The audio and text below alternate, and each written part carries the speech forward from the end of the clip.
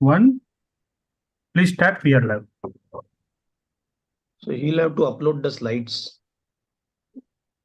Good evening, everyone. I welcome you all for today's webinar on hematology update from ASCO and EHA. So I welcome Dr.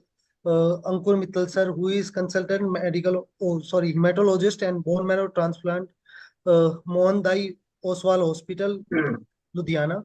So, on the welcome and introductory note, the stage is all yours, sir. Over to you, Ankur sir. Thank you, team, and I welcome all my colleagues and the delegates today for the today's feast. So I welcome you all in the hematology updates from ASCO and EHA under the aegis of Cancer Research and the Statistical Foundation. We all know that the hematology is a branch which is getting updated day by day, and today we are here to discuss the latest updates from ASCO and EHA. So, not taking much time, I would like to welcome one of my colleague, Dr. Ketan Modak. He's a good friend of mine. He's a consultant hematologist and a BMT physician at National Cancer Institute, Nagpur. So he will talk on from the lens of ASCO 2024, the lymphoma updates. Over to you, sir, Dr. Ketan. Thank you, Dr. Ankur. Thank you so much. Yeah. So I hope I'm audible. Yes. So we'll begin with it. Thank you, Ankur, for giving me the opportunity. Thank you. Because of this, I could go through the ASCO updates and learn something new also. So we will discuss about 4 topics. This is the outline of it. One is Echelon 3 study. One is a core NHL1 study. There is another study on glofitamab retreatment, and then there was ASCO abstract on post-CART complications. So we'll go through this one by one. Coming to the first Echelon 3 study. This was a phase 3 trial of brentuximab vedotin. So we already know about Echelon 1, which was done in Hodgkin's, and 2, which was done in T-cell lymphomas.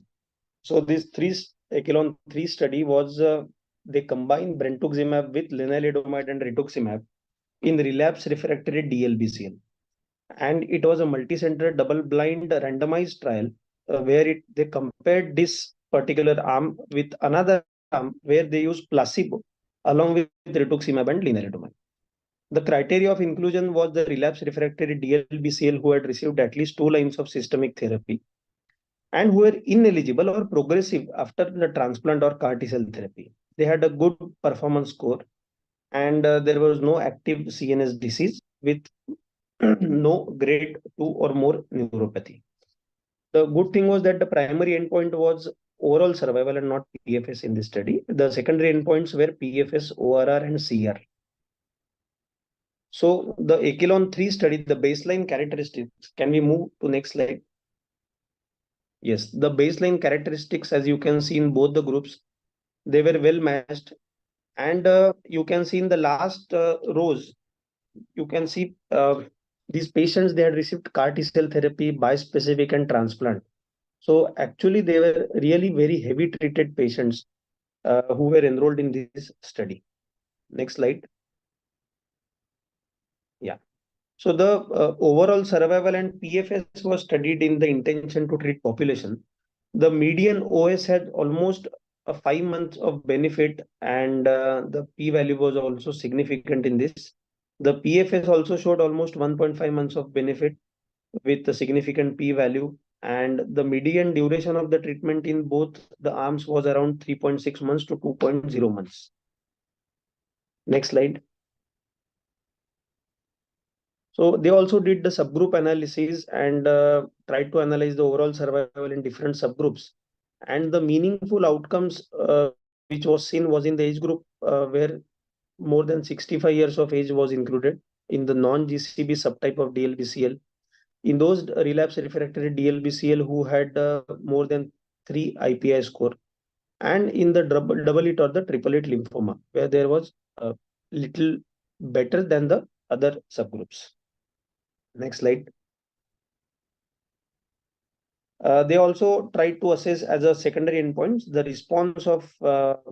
response achieved with the arm A and arm B.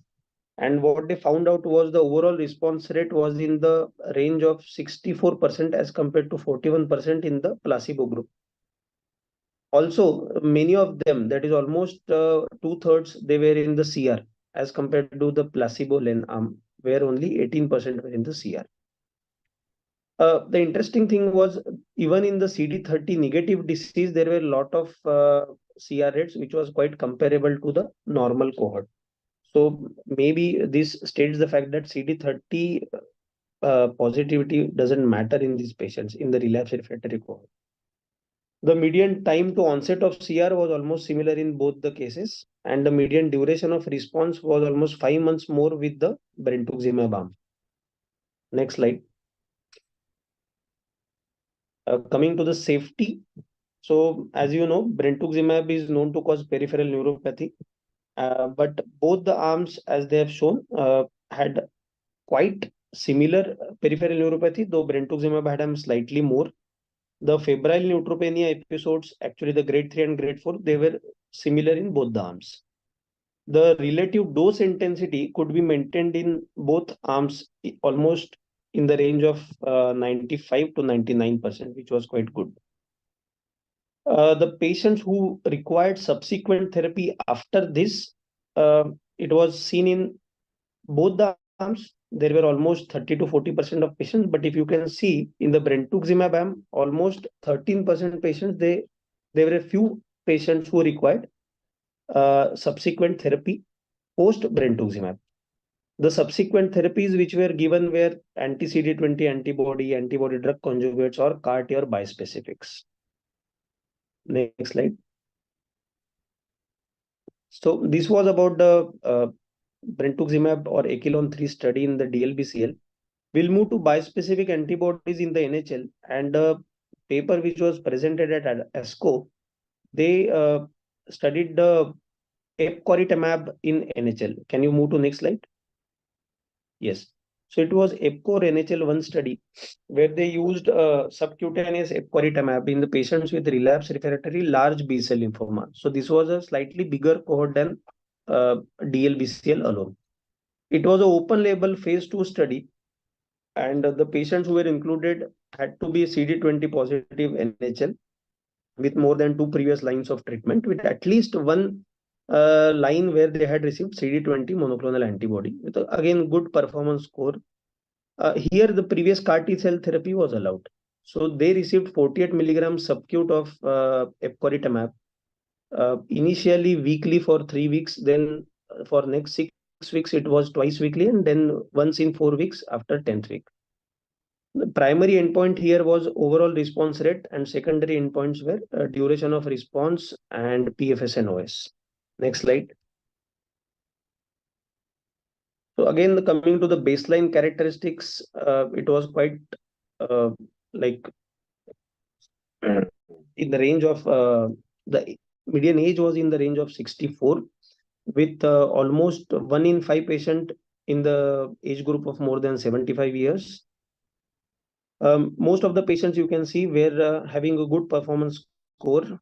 Almost 2/3 of patients, they were de novo DLBCL, whereas few of them had transformed DLBCL. A majority of them had advanced stage disease, whereas you can see the median time between the last therapy and the first dose of this therapy was in the range of 2 to 3 months. The almost 60% of patients had primary refractory disease, and many of them had prior consecutive lines of therapy, or were refractory to last systemic therapy, or had prior ASCT. The median follow-up of these patients was around 30 months, with a number of treatment cycles in the range of 11 to 21. So it was more in those who achieved complete response. Almost 85% patients had discontinuation of treatment, and the most common reason for treatment discontinuation was progressive disease. There are less number of patients who discontinued treatment in those who were in CRs, of course. Next slide. So coming to the efficacy, which was the primary endpoint, the overall response rate, as you can see, was in the range of 60%. And the good thing is majority of them were in the CR and few were in the PR. So the estimated 2-year duration of complete response was in the range of 62%. Next slide. The secondary endpoints of progression-free survival and the overall survival were at 55% at 2.5 years and 71% at 2.5 years respectively. It was quite a good PFS and OS when we take into account the relapse refractory nature of the disease. Next slide. Coming to safety, so majority problem as we encounter with the bispecific antibodies was the CRS. Those CRS were of grade 1, grade 2 mostly. Few patients also had ICANS, that is neurotoxicity. Again, majority were grade 1 and grade 2. But the important point was the infections. That is almost 1 in 3 patients had serious infections, and 10% of the patients discontinued therapy due to infections. So that was a point which should be taken into consideration when we are going to give this. Next. Again, the cytokine release syndrome, as we discussed, there were very few patients who had more grade 3 or more of CRS, and mostly it was managed with corticosteroids and tocilizumab. Next. So after these two studies, the third study was a phase 1, phase 2 study of glofitamab retreatment in the patients who were heavily treated in the relapse refractory NHL. So what they did was they used obinutuzumab 1000 to 2000 milligram a week prior to glofitamab, followed by intravenous glofitamab, a fixed dose glofitamab up to 12 cycles. The retreatment was given to those patients who had earlier achieved CR, PR, or had stable disease and subsequently had a documented progressive disease as per PET-CT scan. Permitted cycles were up to 12 cycles or until the progressive disease or if there was any toxicity. Next slide. So again, the baseline characteristics, the median age was in the range of 63 years. A majority were male, though the patient number was very less, but this is a new upcoming treatment, so that's fine with it. The histologically, if you see, there were various subtypes of NHL which were included in form of DLBCL, follicular lymphoma, high-grade B-cell lymphoma, mantle cell lymphoma, and transformed follicular lymphoma.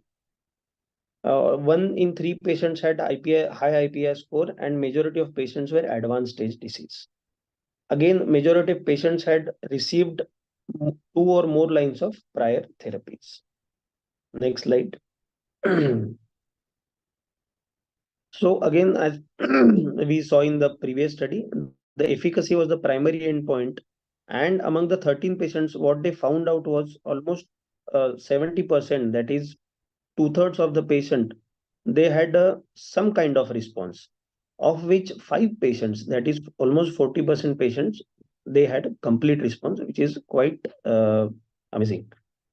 The median follow-up on road treatment was 26 months almost. Of the 5 patients who were in CR at retreatment, 3 had CR and 2 had PR at initial treatment. Whereas of the 4 patients who had PR at the retreatment, the 3 of them had CR and 1 had PR with the initial treatment.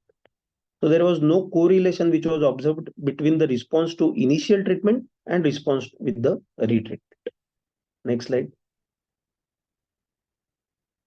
Coming to safety, again, glofitamab, the most common adverse event was CRS, majority being in the range of grade 1 to 2, and most of them occurred during cycle 1. There were few patients where glofitamab interruption was needed. It was almost 1 in 5 patients, whereas glofitamab withdrawal was also seen in very less number of patients because of adverse events related to glofitamab. Next slide. So the last abstract from ASCO in the field of lymphoma, that is adverse events following CAR T cell therapy. Here we'll be talking about 2 papers which were presented there, 2 abstracts which were presented. Next slide. One was the retrospective analysis of the 190 patients in relapsed refractory NHL. It was a study done at Ohio Cancer Center for 5-year study between 2017 to 2022. And what they analyzed was the incidence and characteristics of myeloid neoplasms, as well as their survival. Whereas the second study is retrospective analysis of almost 186 patients with NHL and multiple myeloma treated with investigational CART at Mayo Clinic. Again, here they analyzed the predictors of severe cytopenias and or myeloid neoplasms. Next slide. So in the study one where they analyzed the myeloid neoplasms, they almost included 190 patients, and they have given a chart where they have analyzed the patients who were post-CART developing myeloid neoplasms, that is 8 out of 90 patients, and those who didn't develop myeloid neoplasm. So median age was comparable. Both the cohorts had quite like majority of males. It was distributed throughout the various types of NHL. All the four CAR T cell products were received in these groups, and the median prior lines of treatment was 4 in post-CART myeloid neoplasm. That is, they had received one more line of therapy prior to receiving this CAR T cell therapy. Next slide. This is the baseline characteristics of the second study, which tried to analyze myeloid neoplasm as well as cytopenias post-CAR T cell therapy. Again, the median age is in the range of 60s, whereas majority being male, except in the myeloid neoplasm group where males were less. Various CAR T cell therapies have been used here, in fact, more than what were used in the previous study. And again, the median prior lines of treatment was 4 or more. Next slide. So, as per the study one, what they found out was that the incidence of myeloid neoplasm, as you can see, it increased with the duration. So at 2 years, it was 1.1%, but at 4 years, it went up to 4.6%. So that was one finding. Whereas in the other study, that is which included NHL as well as multiple myeloma patients, what they found was that only cytopenias was seen in almost 17% of patients with lymphoma and myeloma. And myeloid neoplasm was seen in 14% of patients with lymphoma and 7 with myeloma. So it was like almost in the range of somewhere around 5 to 10% myeloid neoplasms and 15 to 20% of cytopenias. Next slide. So based on the study 2, where they had tried to find out the predictors which led to the cytopenias and the myeloid neoplasms, what they found out on multivariate analysis was age more than 65 years, hemoglobin less than 10 gram, and platelets less than 1,40,000. They were quite significant and could predict subsequent cytopenias post CAR T cell therapy. Next slide. Similar was seen with post CAR T cell therapy myeloid neoplasms, where age 65, hemoglobin less than 10, and platelets less than 1,40,000 were found to be associated with myeloid neoplasm. So these three parameters should be kept in mind whenever we are giving the CART, and we should counsel accordingly. Next slide. Yes, so they again tried to do some literature review, and what they found out was that though out of 190 patients, 8 had developed secondary myeloid malignancies, and 7 of them had therapy-related characteristics. So these malignancies, like it's very difficult to state that these malignancies are post-CART and not post the previous multiple lines of therapy which they have received. So what they got on the karyotyping was complex karyotype or monosomy 5, 7 or TP53 mutations, and it could easily have been because of the prior treatment options which they have received or treatment lines which they have received. So it's very difficult to state that it's because of the CAR T cell therapy and not because of the previous lines. So the mutational characteristics of secondary malignancies, they were found to be in line with those typically associated with therapy-related myeloid malignancies. Next slide. Yeah. So the overall survival rates in those patients after the CAR T cell therapy, the median overall survival with those patients with alone, where cytopenia alone was present, was 31 months, whereas if myeloid neoplasm alone was present, it was slightly less in the range of 23 months. If they didn't have any cytopenia or myeloid neoplasm, the median overall survival was not achieved. Also, the estimated overall survival in the patients with post-CAR T myeloid neoplasms based on the first study was almost 50% at 3 years. So this is quite a good number. If we don't take into account, or if we accept the fact that myeloid neoplasms and cytopenias can occur, and if we can use CAR T in earlier lines, then maybe we can get slightly less number of these toxicities. Next. Yeah. Thank you so much.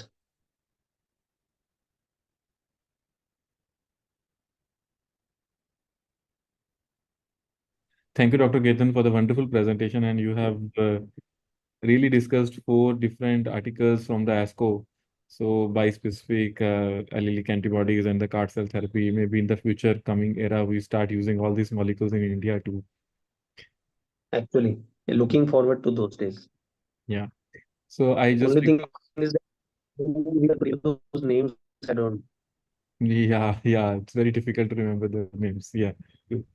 So I just request all the delegates, if in case any questionnaires or any questions are there, they can put it in the chat box or in the discussion box. We'll discuss.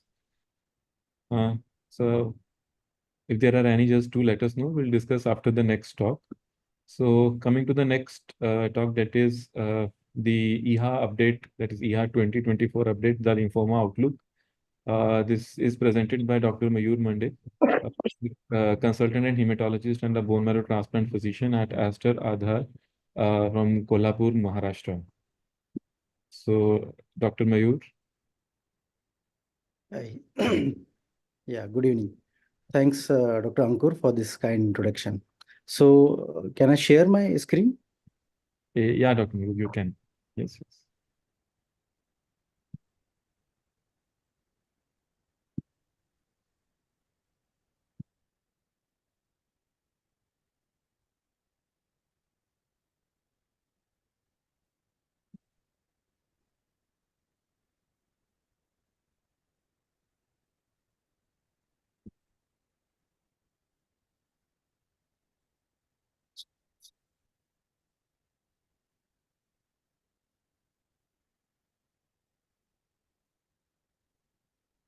The team, can you help Dr. Mayur regarding the screen sharing? I have done just one minute.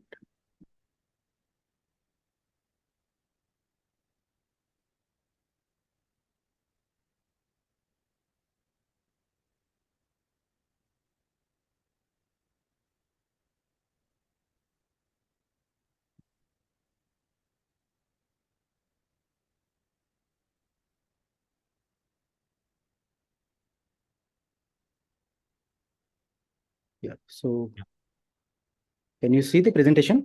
Yeah, we can see. Can you put in the slide mode? Yeah, just.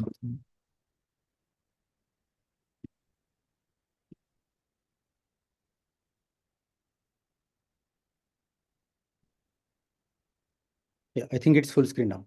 Yeah, it is. Okay, so thank you very much. So today I have been given this mantle cell lymphoma. The discussion will be best focused on the mantle cell lymphoma. What are the recent clinical trials being published in the EHA and ASCO? So we'll start one by one. First, we'll see clinical trials of the frontline treatment of the mantle cell lymphoma. So first, this one is the ECHO trial that has included the acalabrutinib in the first line treatment along with the conventional bendamustine plus rituximab therapy. And it was compared against the placebo with the conventional bendamustine rituximab therapy in the older patients with untreated mantle cell lymphoma. It was an international randomized double-blind phase 3 trial where the patients of age more than 65 years, which were previously untreated and having ECOG performance status of less than 2 were included. Total number of patients were 598, and they were randomized 1:1. Half of them received the acalabrutinib in the dose of the 100 milligram twice daily, along with the standard doses of the bendamustine and rituximab for the 6 cycles, which are 4 weekly cycle. And after that, patient received the rituximab maintenance for 2 years and acalabrutinib until the disease progression or intolerable toxicity. while the control arm, it received placebo along with the bendamustine and rituximab. And the crossover was permitted in the placebo arm whenever the patient had progressive disease. Primary endpoint of these studies were assessment of the PFS, and key secondary endpoints were assessment of the overall response rate, overall survival, and safety. So these are the baseline characteristics. In the both the groups, baseline characteristics were matched. Like median age is 71 years. The most of them were male. The ECOG performance status was less than 2.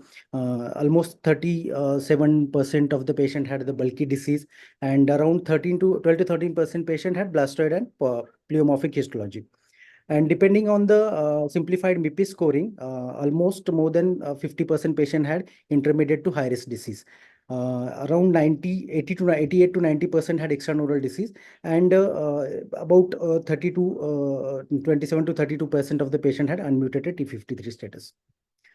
So in the assessment of the PFS, from the graph, it is clearly seen that acalabrutinib plus bendamustine rituximab arm that had significantly showed the PFS advantage of around 17 months over the placebo arm.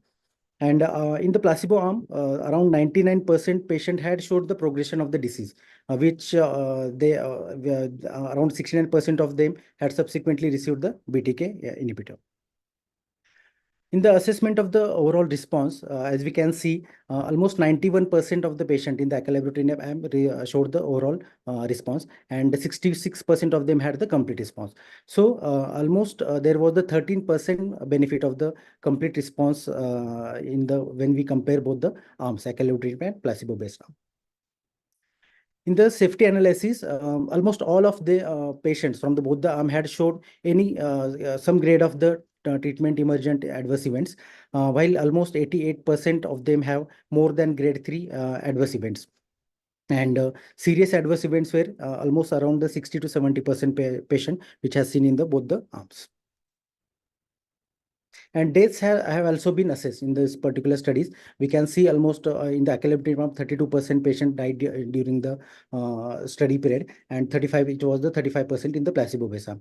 But if we see the deaths due to the progression of the disease, the 10% of the patient died because of the progression of the disease in acalabrutinib-based arm, while 14% of the patient died because of the progression of the disease in placebo arm. As we say, the crossover was permitted. So when we analyze the overall survival, including the crossover, the overall data suggested there was around 10 to 15% reduction in the risk of death. However, that was not statistically significant. So key takeaways from this ECHO trial was acalabrutinib combined with the bendamustine rituximab has reduced the risk of disease progression or death by around 27% in older mantle cell lymphoma patient. Median PFS was 66.4 months with acalabrutinib with the BR versus 49.6 months with the BR and placebo. The overall response rate was 91% for the acalabrutinib arm, and with the 66.6% of the complete response rate. Safety profile shows high incidence of treatment emergent adverse events, but they were manageable. And the study suggested acalabrutinib with the BR as a new standard frontline therapy for older mantle cell lymphoma patients. The next trial was a Bowen trial in which the zanubrutinib, obinutuzumab, and venetoclax has been used in older patient as a first-line treatment. It was a multi-center single-arm trial and multi-cohort trial where the inclusion was more of the transplant ineligible patients. So the patients were included either they were of the age more than 65 years or they were having some comorbidities that precluded them as a transplant candidate. These patients, almost 46 patients were enrolled in this study. They received zanubrutinib in the dose of the 160 milligram twice a day until end of treatment or the appearance of the intolerance, along with the obinutuzumab of 1000 milligram IV on day 1, 8, and 15 of cycle 1, and day 1 of cycle 2 to 8. And they have given the ramp up dosing of the venetoclax in the 5-week schedule to the maximum of the 400 milligram daily till end of treatment or the appearance of intolerance. After 46 cycles of completion, the patients were selected whether to continue treatment or stop the treatment. Those who had attained the complete response and those who have undetectable MRD, in those cases, the treatment was stopped. And those who had not attained CR and they had the detectable MRD, for those patients, the treatment was continued. The primary endpoint was to assess the 3-year progression-free survival rate, and other endpoints were to assess the response, MRD, and safety of this combination. So in baseline characteristics, the median age was 71 years and around 35% patients were female. And classic histological form was the most common histopathological variety. And around half of them had the low proliferation index that was less than 30%. As per the MIPI classification, most of the patients were in the intermediate to high risk group, and only around 20% of the patient, they had the 17p deletion by FISH positivity, and 28% had the NGS TP53 status positivity. So in efficacy analysis, as we can see, out of all evaluable patients, 98% they showed the overall response, and almost 80% had the complete response. At the end of cycle 3, when MRD was assessed, though undetectable MRD to the strength of the 10 to minus 5, that is MRD 5, was seen in almost 50% of evaluable patient, and to undetectable MRD 6 was seen in almost 26% of the patient. And by the end of cycle 13, amongst the evaluable patient, almost all of them, that is 100% of them, showed the MRD negativity at the strength of the 10 to minus 5. So with respect to the treatment-related adverse events, the most common adverse events were the bruising and diarrhea, which were seen about 40% of the patient. And grade 3, grade 4 events most commonly seen were the neutropenia and thrombocytopenia that were around in the 15 to 9% of the patients. So key takeaways from these studies were this was a phase 2 trial. They reported the preliminary data on the chemotherapy-free regimen that included the zanubrutinib, obinutuzumab, and venetoclax in patients more than 65 years of age or otherwise they are transplant eligible. So there were no new safety signals observed, and overall response rate of 98% with undetectable MRD5 at the end of cycle 13 was seen in 100% of the patients. And investigators concluded that the bovine was well tolerated with promising preliminary efficacy in this older population which were transplant ineligible. So next, we'll have a quick look at the clinical trials in the setting of the relapsed refractory mantle cell lymphoma. So this is the Simpatico trial, which included the use of the ibrutinib and venetoclax along with the TP53 mutated subset analysis of the patient with previously untreated as well as the relapsed refractory mantle cell lymphoma. So we'll focus on the those patients with the relapsed refractory mantle cell lymphoma. In that study, particularly, the around 267 patients were enrolled with the relapsed refractory disease status, and those who have received less than 1 to 5 prior line of treatment with the performance status of the ECOG performance status of 2 or less than 2. In that, there was also 1:1 randomization. The experimental arm received ibrutinib along with the venetoclax for 2 years, followed by the ibrutinib maintenance until the disease progression or the unacceptable toxicity.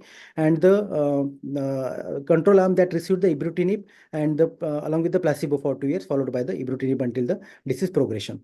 So the subset analysis was important in this particular study because they have studied those particular the subset with the TP53 mutation, and they were around 74 patients in all the cohorts. So the baseline characteristic in relapse refractory setting, the patients were almost median age was the 67 years age. The selection was less those having the performance status less than 2, and almost 60% of them had the typical or the classical mantle cell histology.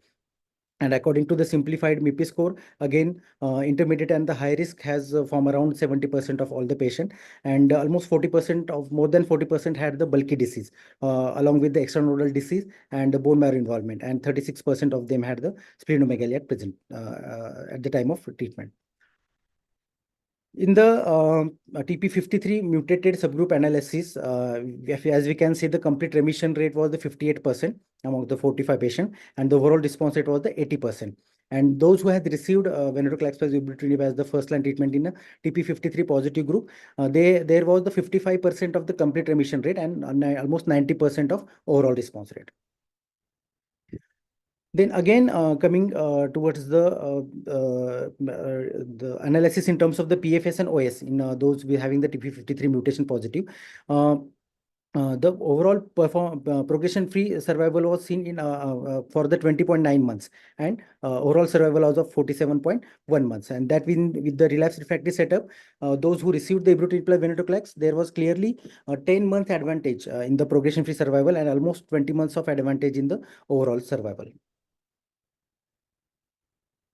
So again, with respect to the MRD negativity or the MRD remission status in the patients with or without TP53 mutation, the study has shown that among the MRD evaluable patient with a complete remission on ibrutinib plus venetoclax SAM, the MRD negative remission rates were comparable with the both the arms, that is with the TP53 mutation and without TP53 mutation. So in the safety outcomes, almost 80% of them had more than grade 3 adverse events, and 50 to 60% had shown the serious adverse event leading to the discontinuation of the either single drug or the both the drugs in case of the 20% of the cases. And the nature of the adverse events was the most commonly seen were the diarrhea followed by the neutropenia, fatigue, and nausea.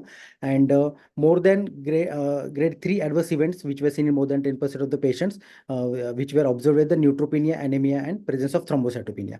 The laboratory tumor lysis syndrome was seen in very few cases, like only 4% in relapsed refractory set cohort, and in the 10% of the those patients with the first line treatment. However, no cases of clinical tumor lysis syndrome were observed in the both the cohorts. So key takeaways from the Simpatico trial were after this TP53 mutation subgroup analysis of the 74 patients, the trial has reported that ibrutinib plus venetoclax was associated with the high CR rate and durable remission. The CR was seen in 57% of the cases, and median duration of that was the 32 months. No new safety signals were observed in the studies, and this investigation has considered the efficacy data encouraging, because we know the poor outcomes associated with the chemoimmunotherapy, use of only chemoimmunotherapy in this particularly TP53 mutated patients. The next trial was phase 1, phase 2 trial of the fixed duration glofitamab. It is an CD20, CD3 bispecific antibody in relapsed refractory mantle cell lymphoma patient. It was the international open label dose escalation phase 1, phase 2 trial, in which the adults patient with the relapsed refractory B-cell NHL were included, who has received more than one prior systemic treatment. And out of that cohort, there were around 61 patients with the mantle cell lymphoma. Here the patients received in the cycle 1 obinutuzumab either 1000 milligram or 2000 milligram IV on day 1, along with the glofitamab 2.5 mg on day 8 and 10 mg on the day 15. And from the second cycle onwards, they received the glofitamab 30 mg IV on day 1 of the 21-day cycle. For mitigation of the CRS, the obinutuzumab was added in the cycle 1, and the step-up dosing was considered for the glofitamab, and there was the visual monitoring after the first dose of the glofitamab of 2.5 mg. This analysis updated the efficacy and safety data with glofitamab in patients with the relapsed refractory mantle cell lymphoma. So in the baseline characteristics, the patients were grouped those who have the prior exposure of the BTK inhibitors and those who have the BTK new patients. In amongst all evaluable patients, the median age was the 72 years, and around 70% of them were male. Almost 80 to 90% had stage 3, stage 4 disease, and 1/4 of them had the MIPI score of more than 6. And the median time since the last anti-CD20 treatment to the first study treatment was 16.3 months. So then the median time to first response, which was assessed, was, if you can see, was what is the 42 days. And the overall response, if you see in all evaluable patients, it was 85%, and the 78% had showed the complete response. After median follow-up of the 17.2 months, around 60% of the patient had shown the CR while ongoing the data cutoff. Then in the assessment of the PFS and OS, the progression-free survival was seen in all the evaluable patients with the 16.8 months, and the more than 15 months of the rate was 54% of the patient had showed 15 months of the PFS rate. And almost 30% had median OS was of 30 months was seen, with the 71% of them had shown the 15 months of the OS. In the safety outcomes, as we can see, they were grouped among those who has received obinutuzumab as a pre-treatment in the 1000 mg and 2000 mg. So in that cases, almost all of them had shown any grade adverse events, and the serious adverse events were more commonly seen in those patients who had received obinutuzumab in the dosage of the 1000 mg as compared to the 2000 mg. And as it is a bispecific, the incidence of the cytokine release syndrome has also been assessed. So it has been seen that the CRS events were mostly seen in the cycle 1, and the median duration of the CRS were shortened with the obinutuzumab of dose of the 2000 mg as compared to the 1000 mg. Then other adverse effects of special interest which were seen, they were the presence of infections, and the presence of the neurotoxicity, that is the ICANS, and COVID-19 pneumonia related deaths. So as we see, the almost around 12% of the patient who has received obinutuzumab in 1000 mg has shown the neurotoxicity, but all the events were considered as the non-serious and they were resolved.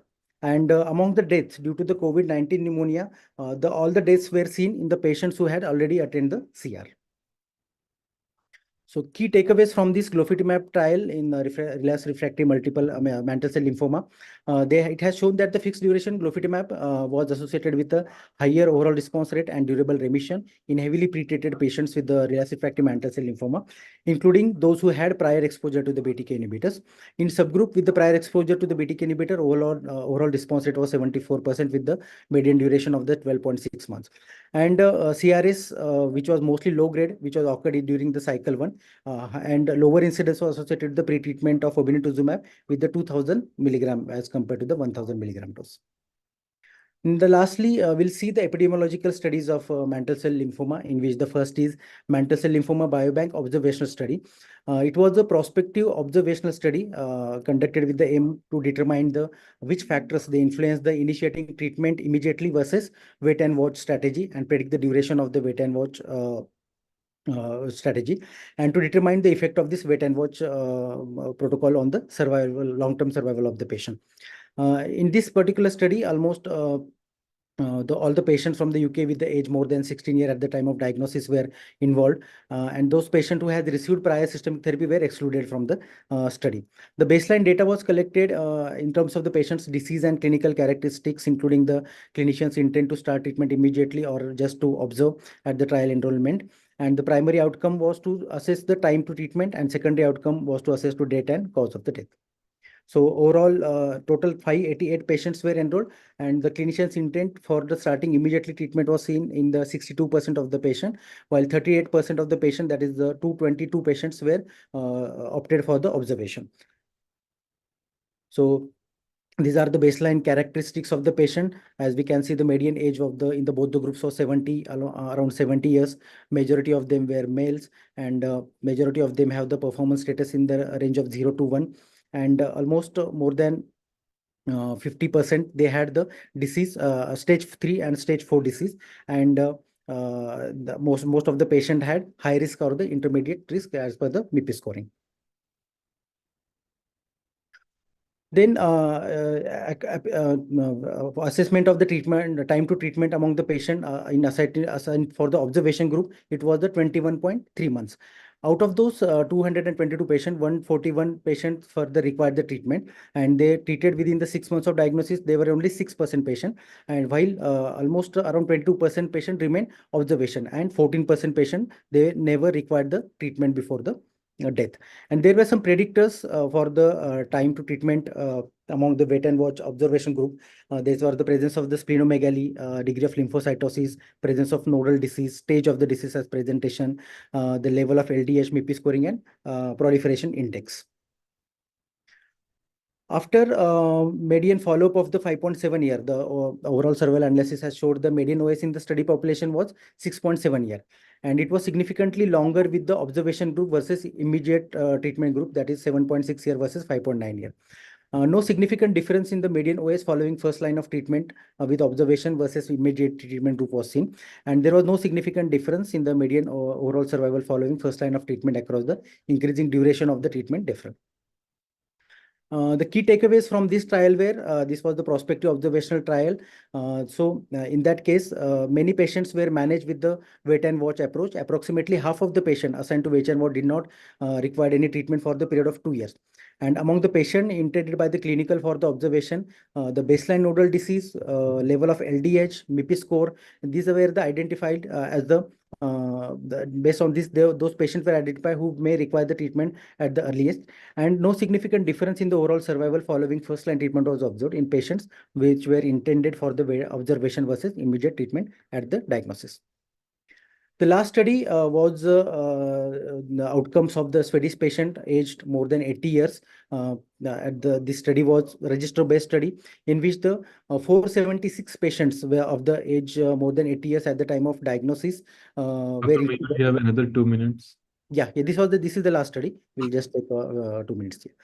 Which was compared with the healthy comparators. Healthy comparators were matched for the birth year and the sex of those patients, and they comparators followed until the death, that is the 83% of the patient, or the till the time bound, like till the June 30th of 2020. The aim of this study was to assess the PFS, overall survival, and the first line treatment in this patient. So baseline characteristics, all the patient, most of them were the male. They are 70% have the Charlson comorbidity index of more than 1. They have stage 3, stage 4 disease, more than almost 70% of the patient. And they received the chemotherapy based on the bendamustine, chlorambucil, or CHOP-like regimen. And 18% of them, they did not receive any treatment.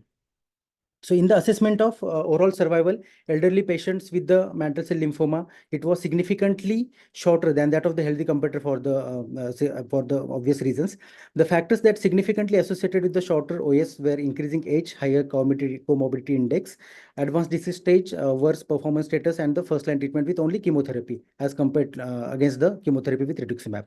And median overall survival among the patient who did not receive any treatment was only 6 months.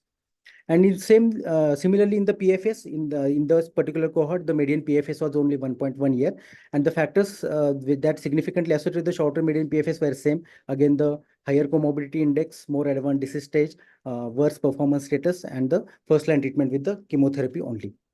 So the key takeaways from this study has shown that the patients who were aged more than 80 years at the diagnosis of mantle cell lymphoma, median overall survival was less than 1/3 of that of age sex match healthy controls. And the investigated Albert noted that approximately 1 out of 5 patients were still alive at the 5 year of diagnosis, indicating that long-term survival was possible in this particular population. Thank you.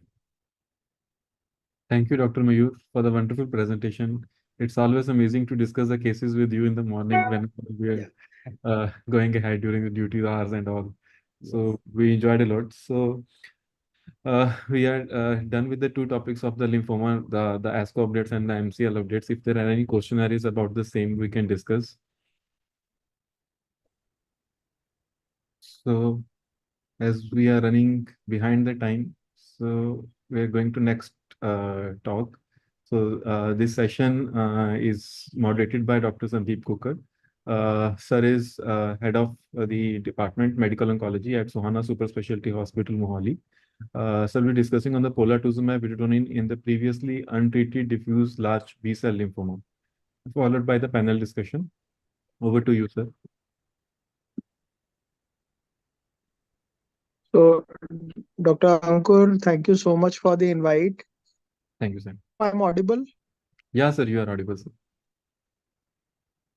So, what has happened in the last couple of minutes? Lost my I have Wi-Fi, so I am able on my video.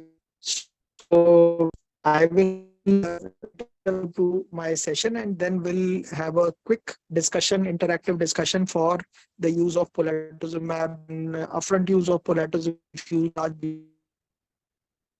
diffuse large slides. So you all know that diffuse large is one of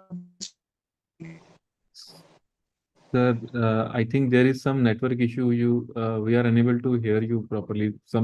This.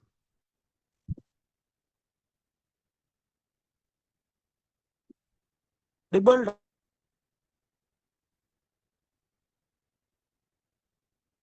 Hello. Am I? Sir, The voice is breaking.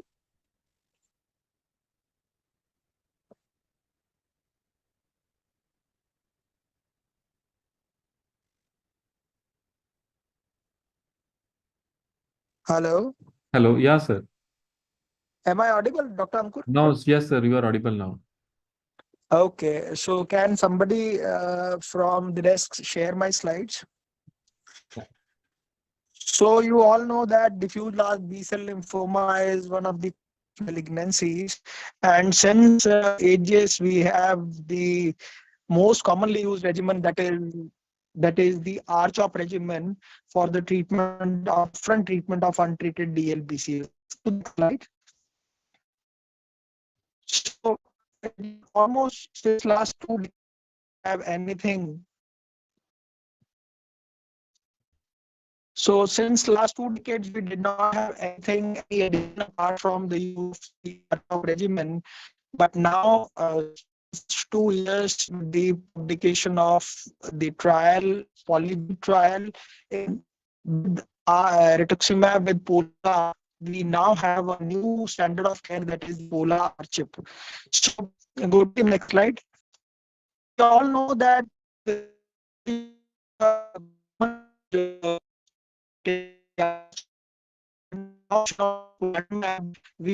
a new in our armament. So that is the antibody drug conjugate which targets D, which is a part of the cell, is a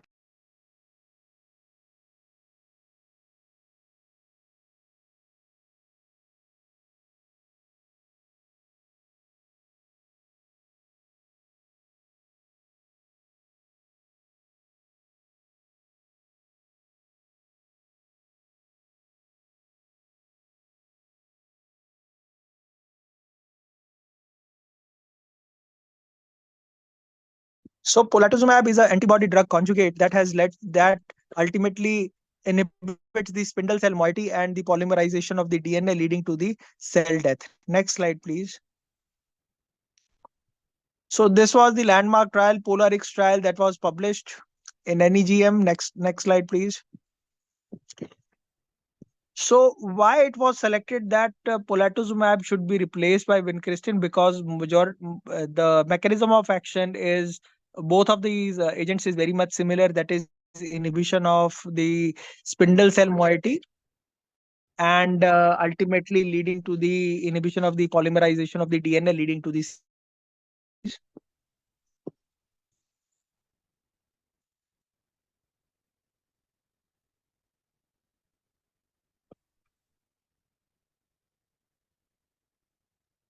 Please go to the next slide. So this is the phase 3 global randomized double-blind placebo-controlled trial where almost more than 800 patients were randomized between the two arms, that is R-CHOP with Pola R-CHIP, and followed by the continuation of only rituximab for cycle 7 and cycle 8. The primary endpoint was the progression-free survival, and the secondary endpoint was the EFS, PET-CT at EOI by blinded independent review committee, overall survival, and the safety signals. The stratification factors were high IPI score, bulky disease, and the geographic origin. Next slide, please. So the two arms were very well balanced, but an important point to highlight is that 1/3 of the patients were having the ABC type, almost 2/3 of the patients had the high IPI score, and half of the patients, that is approximately 50% of the patients, had bulky disease. So it is also important to highlight here that you are comparing a very robust arm, that is Pola R-CHIP arm, with the R-CHOP arm, which has been the standard of care for decades. So the comparator arm is actually robust, so that any change in the progression-free survival would actually make a difference and ultimately leads to the benefit, the approval of the drug, and later on for the clinical use for benefit of patients. Next slide, please.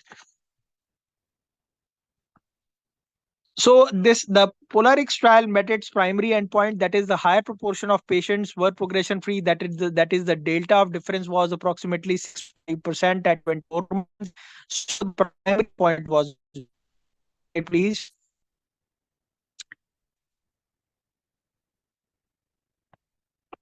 Go to the next slide.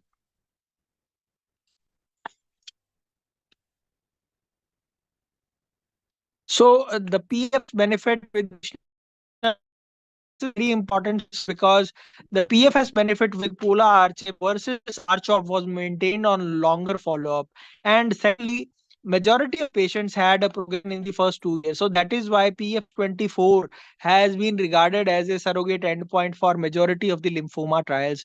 So that is why if your progression-free survival, if you have a good progression-free survival in the first 2 years, then probably you can save some of the patients who might progress in future.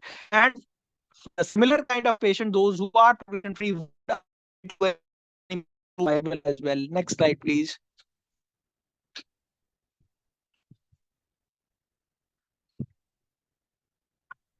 So this is about the refractoriness, primary refractoriness. So there was a lower cumulative incidence of refractory disease with polar chip compared by almost 7%. So the incidence of primary is also reduced with the use of polar chip. Slide, please. Now we come to the most controversial part. EFS was also X. Delta of difference for EFS was also the same. Next slide. To for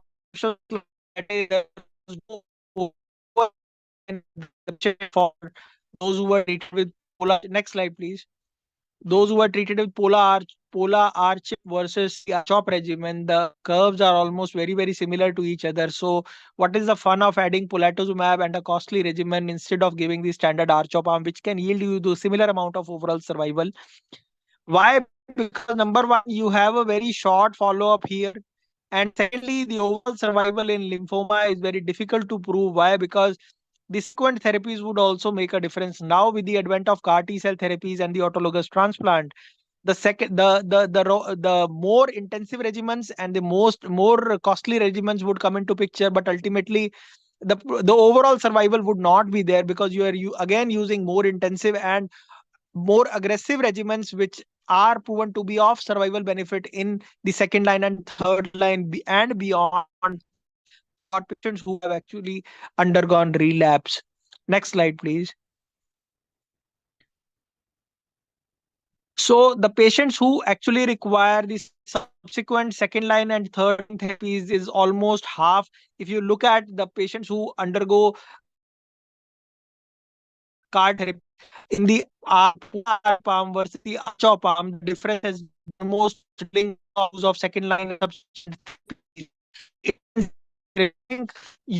can of CAR T cell therapies and stem cell transplant provided you polatuzumab 80%. Next slide, please.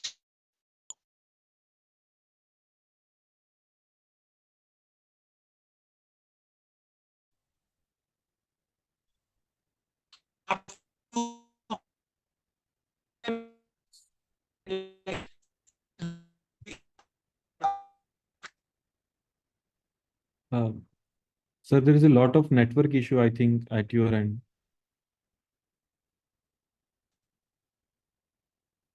Next slide, please.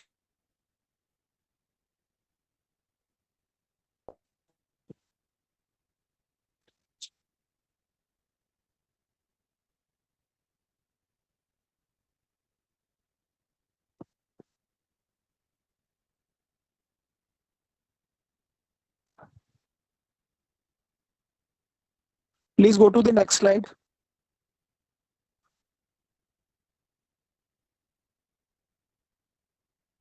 So the exploratory subgroup analysis again revealed that the kind of patient, that is those with high IPI, those with kidney disease, those who have the extranodal involvement would actually benefit from the use of polatuzumab compared to the standard R-CHOP regimen. Next slide, please.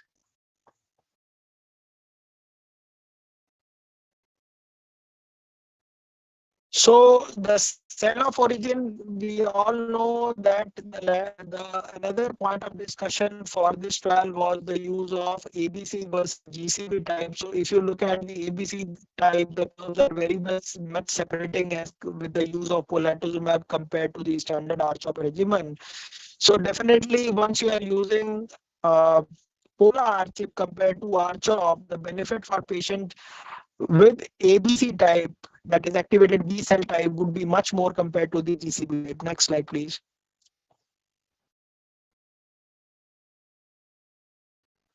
So particularly in the elderly age group, again, the drug was very much tolerated, and the similar amount of progression-free survival was yielded with the use of our polar R-chip compared to R-CHOP. Next slide, please.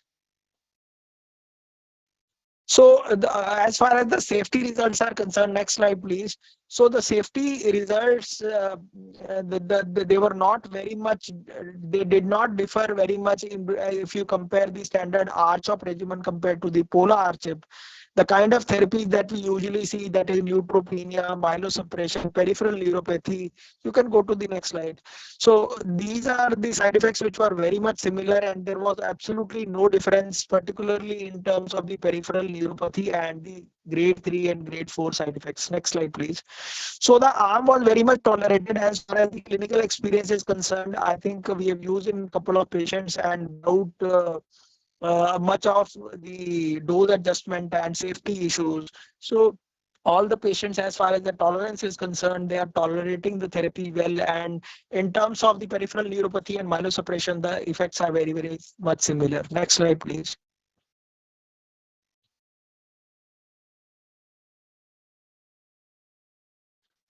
So as the NCCN 2024 version 1 guideline, they recommend it as a category 1 preferred choice for patient those who have high IPA, that is more than or equal to 2. Polar R-chip is recommended as the category 1 recommendation. Next slide, please.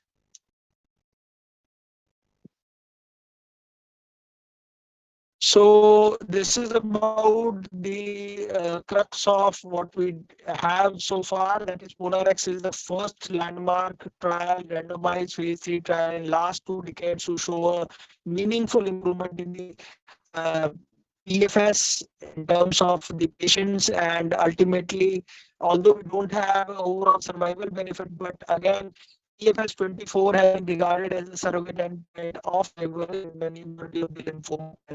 Please. So that's all from my side for the first session.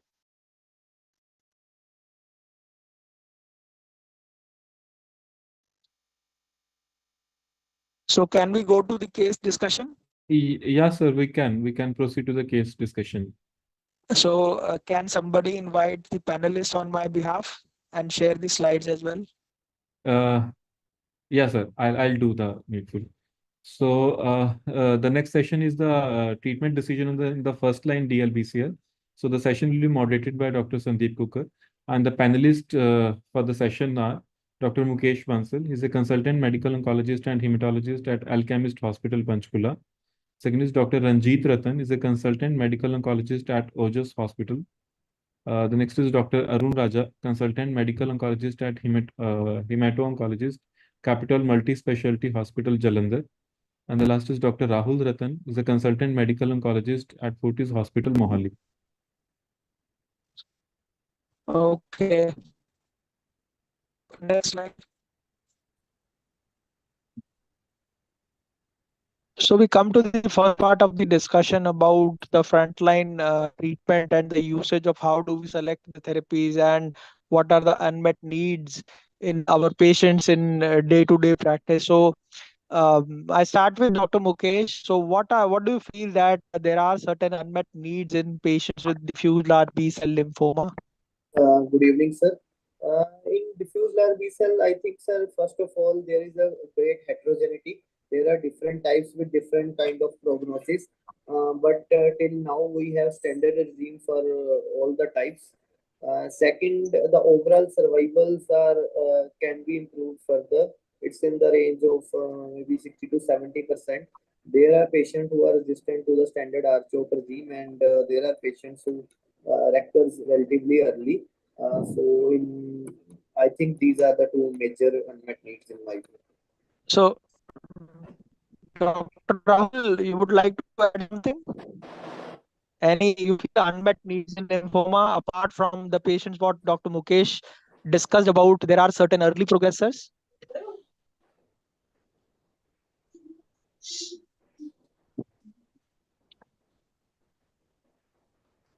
Dr. Raja, you can contribute something. Yes, sir. As the previous speaker told that the heterogeneity and unmet needs, what I feel is the curability factors, whether we are dealing with heterogeneity very early stage or advanced stage, how the molecular subtypes, everything matters here. So still now in clinical practice, we cannot find out on table, we cannot take a decision whether this patient is curable or this patient won't be curable, this patient is salvageable or not. That are the key factors what I consider in my day-to-day practice. So I feel these are So the unmet. I'll put it in another way. What would be the factors that you would consider choosing something beyond R-CHOP? So naturally, the what to say, the tumor burden by functional imaging, PET-CT. The next thing will be the high IPA score. Next comes that our molecular, whether it's a molecular high grade, it's a double hit, double expressor. So many things comes to in mind before choosing this polatuzumab for my R-chip. I would also like to add the And involvement of the CNS. CNS involvement also should be taken into consideration while treating the patients of DLBCL. Of course, the external side. right. So, all right. So, what is your go-to regimen in patient those who are aggressive, those who have a high tumor burden, those who have a high IPI score? What is your go-to regimen? We are keeping the costs aside for the sake of discussion at present. So, Dr. Rahul, what would be your go-to regimen? Is it again the standard R-CHOP, or is it the Pola R-CHIP, or is it some modification in the chemotherapy or targeted therapy? What do you feel? Sir, again, it is all dependent on the clinical features of the patients, the age of the patient. If they're physically fit, we can try dye-POCAR or we can add etoposide to the standard R-CHOP regimen, but the results are almost the similar. Adding polatuzumab in the current scenario would be a great thing. Okay, I'll take a quick word from each one of you. Before the use of polatuzumab, what was your thought process beside the arch of what have you considered adding any of the molecules that we have used in our clinical practice, like lenalidomide, bortezomib, ibrutinib? What has been your thought process behind using any of the molecules and any clinical experience regarding the same? Dr. Mukesh, I'll start with you. Sorry, sir, can you repeat? There was some break in the So, voice. so my question is, what is your thought process in selecting some of the molecules like ibrutinib, lenalidomide, bortezomib that we have used before the advent of polatuzumab, like for some of the patients, those who are aggressive, high grade, high IPI. So, what is your experience regarding the same? Sir, I have used these molecules as you have mentioned in few of the patients, but I think in the long run, nothing from them improves the overall survival. And the standard of care, R-CHOP, remains the cornerstone of the therapy. And there was a need of something which can improve the survival, and the platuzumab can be the right choice. So, Dr. Rajit, any take on that? Any take on the use of other molecules besides polatuzumab? Sir, am I audible, sir? Yeah, please go ahead. Right. So, sir, I have in my practice tried uh, ibrutinib or even sometimes venetoclax, but not to much avail. I think polatuzumab is one drug which has consistently now shown benefit over R-CHOP, even if it is a PFS advantage. Uh, I think coming back to your previous question, my go-to regime now uh, uh, in a select subset of patients who are deemed to have bad prognosis in DLBCL is now Pola RCHP. I have a couple of patients who are receiving these therapies, and I've found that it does make a difference in your treatment and final prognosis. Okay. Dr. Arun, your take on that? Yes, sir. Sir, I beg to differ with the two speakers here because as per the latest update of remodel B protocol bar, which we are using for almost 3 to 4 years, RB chop is my standard. If I have a molecular high grade, if I have a non-GCB, if I have a high tumor burden, the 6 cycle of chemotherapy, what we feel as per the recent data with low IPA score, I feel that is better. Even with IPA 3 or 4, I try to use RB chop. That's my standard of care before politism. Okay, and any toxicities, any tolerance issue? Do you feel The only adding the, B only would that be RB job only the night model with the peripheral neuropathy. The most patient won't tolerate because the superadded neuropathy with the vincristine, that is the worst nightmare for us to manage. Otherwise, in few patients they attain the complete metabolic response also. Even in the recent after initial study was negative. After 3 years follow up, the study was positive. That's a standard UK practice. Prior that Polarix trial. so we had data from Phoenix trial as well regarding the use of ibrutinib in young patients, which yielded some of the benefit in young patients particularly. Dr. Rahul, any take on the use of these molecules in your practice?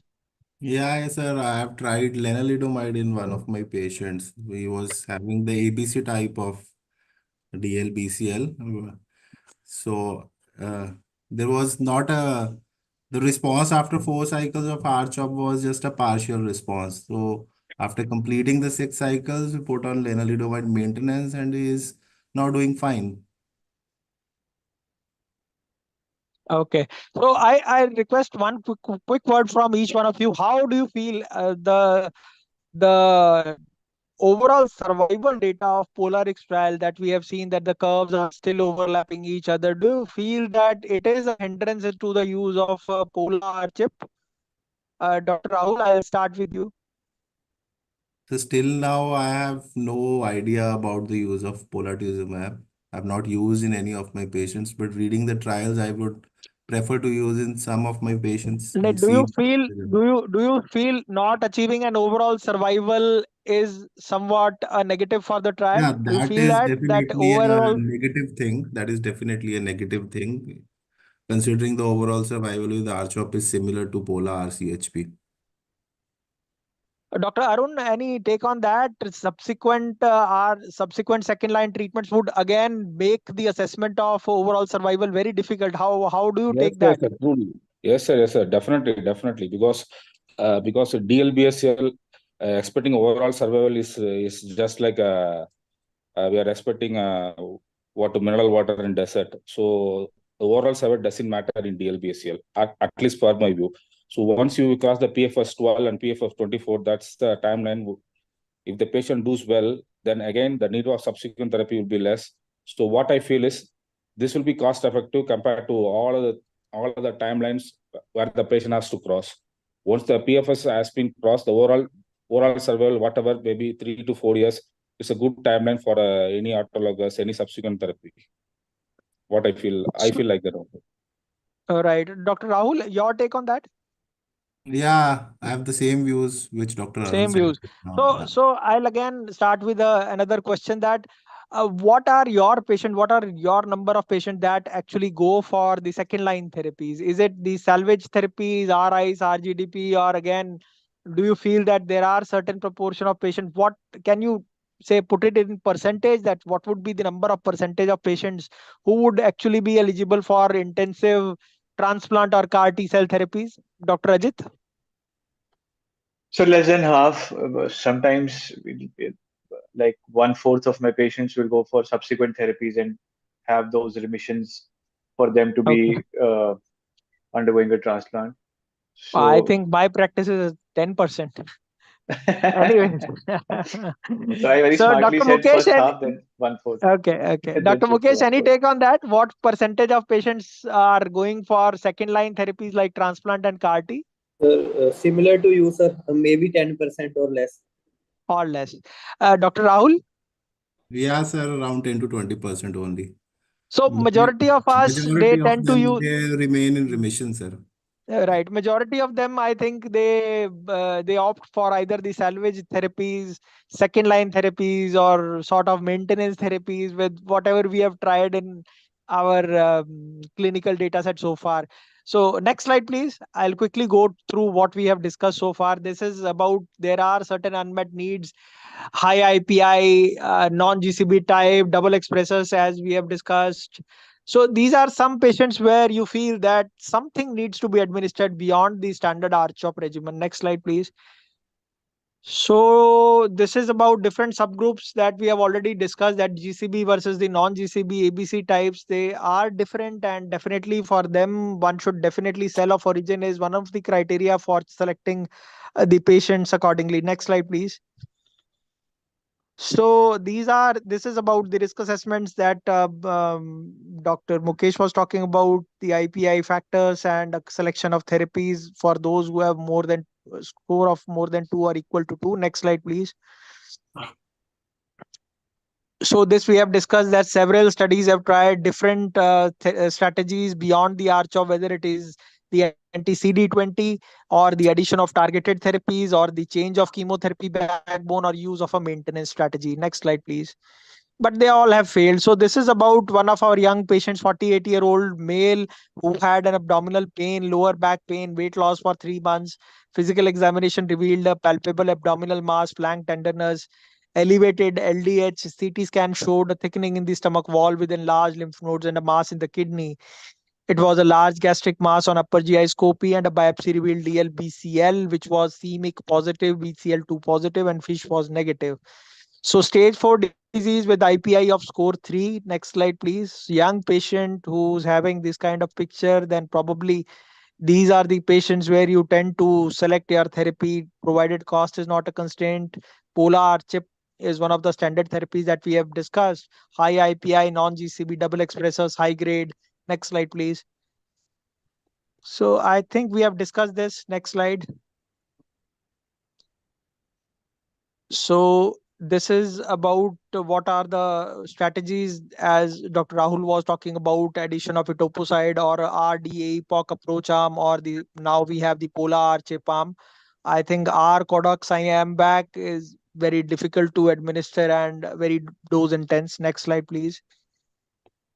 So the preferred regimen for this patient, again, polar R-chip, and you can select any of those depending on the finances, patient profile. So we have discussed about lenalidomide, ibrutinib, with the remodel data Dr. Arun was talking about. Next slide, please. So this is the same slide. Next slide, please. So we had R-CHOP, and now you have the POLARIX, which has yielded a benefit in terms of PFS. And as I stated that PFS 24 has been regarded as the primary endpoint in majority of the trials, as a surrogate endpoint for overall survival in majority of the trials. And in some of the, and there is a Chinese data about the overall survival where it was a uh, you can say multi-dimensional, dynamic multi-cohort survival model, or based on something they have calculated the propensity to have a overall survival benefit with polar R-chip with first line, and it is projected that with polar R-chip in future you will have a overall survival benefit as well. But these are all projections, but as far as of now, PFS is overall survival is almost the same. Next slide, please. So this is about the next slide. We have discussed this. Again, discussed. Next slide, please. Next slide. So next slide. This we have discussed. Next slide. Next slide. Next slide. Next slide. Next slide. Next slide. So this all we have discussed about DLBCL outcomes in India. Majority of the times we end up using the R-CHOP arm, and it yields over a 2-year overall survival benefit of around 80%. As Dr. Mukesh stated, around 60 to 70% for 5 years. Next slide. So next slide. Next slide. So this we have discussed about the kind of second line therapies that we can offer to our patients. Next slide. So this is about the Chinese data that we were talking about. There is prediction of 5-year overall survival in DLBCLs using a linear regression model. They projected that in the coming future, you can have the 5-year overall benefit, 5-year OS benefit of approximately 6%, the similar kind of PFS benefit that we had compared to our CHOP. You can have the similar kind of overall survival benefit as well. Next slide, please. So overall safety, any quick take on the one who have used polatuzumab in their practice? I think I have used in some of the patients and find it easy to use rather than the toxicity concerns. Dr. Rahul? Sir, I have not used till now, so I have Okay. to. Dr. Rajit? Sir, I have used, I've found it to be pretty well tolerated. Okay. I have a very old patient, actually, somewhere, I think 80-year-old female who's currently on therapy. She's completed 2 cycles and she's doing pretty well. Her Okay. symptoms have gone and she's tolerating Dr. it. Arun, your take on that? Yes, sir. I'm about to start the therapy for one patient. Now she is in pre-phase steroid and Christine. I want to ask you All the best. sir. I want to ask you two questions about polatuzumab. What is you are following the flat dose regime or you are following that as per the body weight? What is your take on that? So I want to I ask am using you. I am using the body weight criteria for the selection of Okay. patients. One of the patient is receiving 90 and another one is receiving 150 milligrams. So I Okay. am following the body weight criteria. I'm not Okay. using the flat dose. Okay. What's the kind of infusion reaction you are getting over this? Any infusion reactions? As far as of now, not faced any infusion reaction so far. What are the anti-emetic protocol? What's your anti-emetic protocol for this? So I tend to use fosaprepitant Okay. for the, say, as you are giving adriamycin along with that, so probably again it leads to the emetogenic properties, so that covers both, I would say. Okay. Okay. Okay. All right, sir. What about your steroid dose over there, sir? So in Polar Chip, what's your steroid dose? What's your So practice? again, I use 100 milligram per day for 5 days. Okay. What about the anti-prophylaxis? Anything extra to consider while using this one? So for polatuzumab, I would say no. For steroid prophylaxis, again, the standard protocols, that is the fungal and the viral that we have been using, Septran prophylaxis. So I Okay. think for that, we are using it in our standard protocol. But for polatuzumab, I think not. Nothing specific.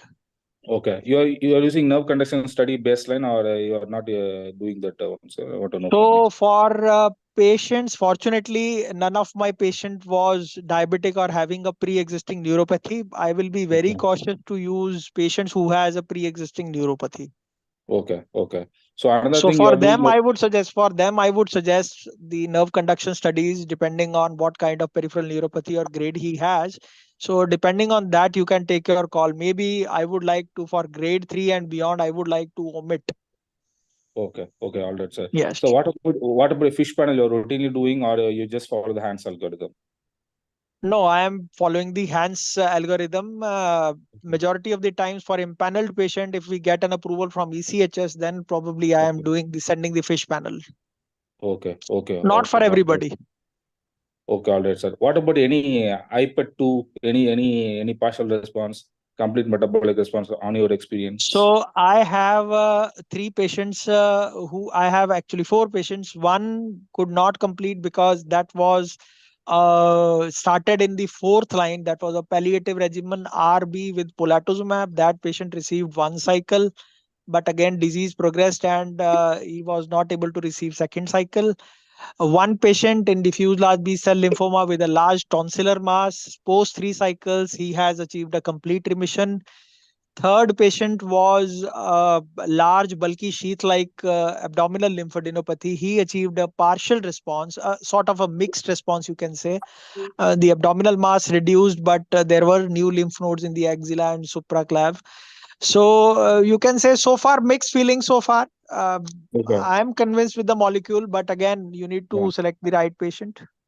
What about the top up of 2 doses of rituximab? You're routinely using or you're just avoiding that as per the trial? Sorry. The two extra doses of rituximab. No, I'm not willing to extra dose of rituximab. I have tried maintenance strategy in few of my patients who had a very high IPA. I think 2 or 3 patients I have tried maintenance rituximab for 2 years.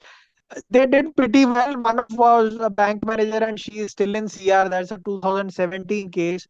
So difficult to say whether the maintenance strategy would still be applicable if this try maintenance. Nowadays, I'm not using maintenance, but I think beyond less than 2000 onwards, we have changed our practice. But before that, in some of the patients, I've used maintenance for DBCL also.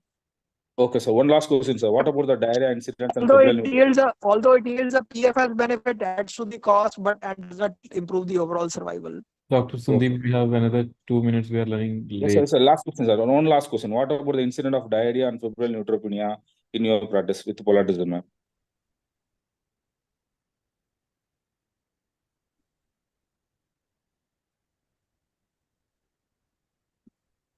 Connection lost. I think the connection has lost. So the Okay, sportive, all right. can you connect to Dr. Sandeep again?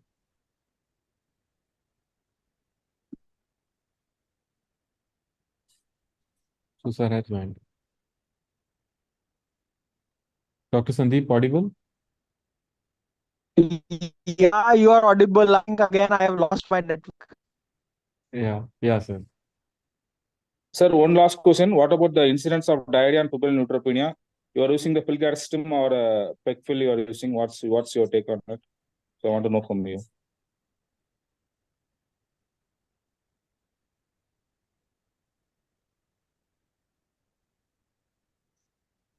Uh,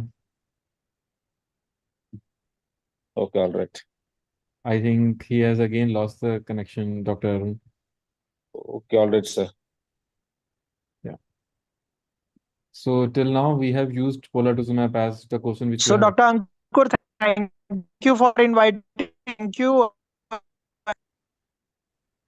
Thank you, Dr. Sandeep, for rejoining. And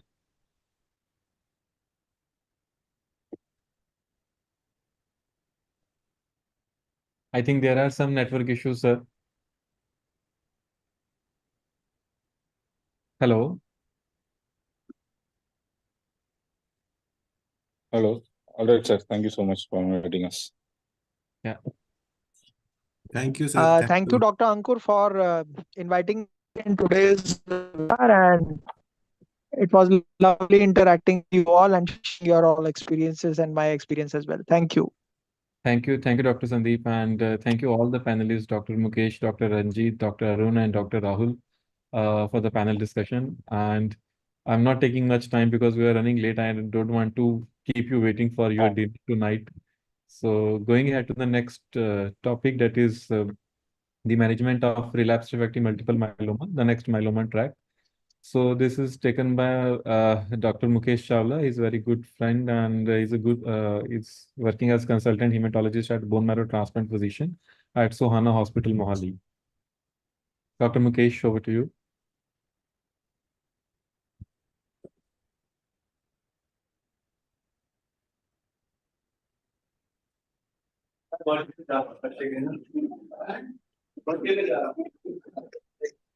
Dr. Mukesh.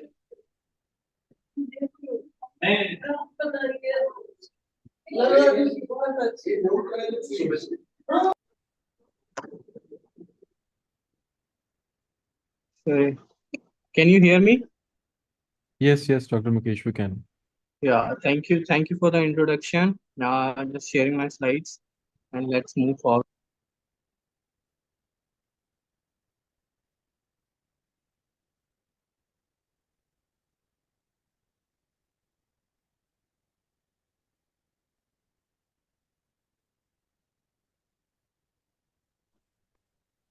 Dr. Ankur, slides are visible or no? Not yet. Not yet. Yeah.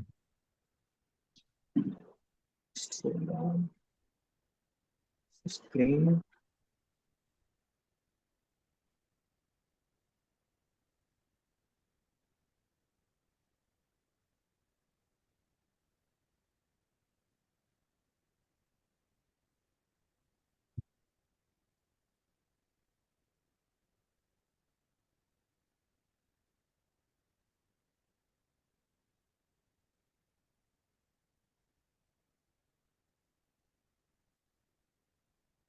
Dr. Mukesh, shall I ask the support team to share the slides for you if they have? Yeah, yes.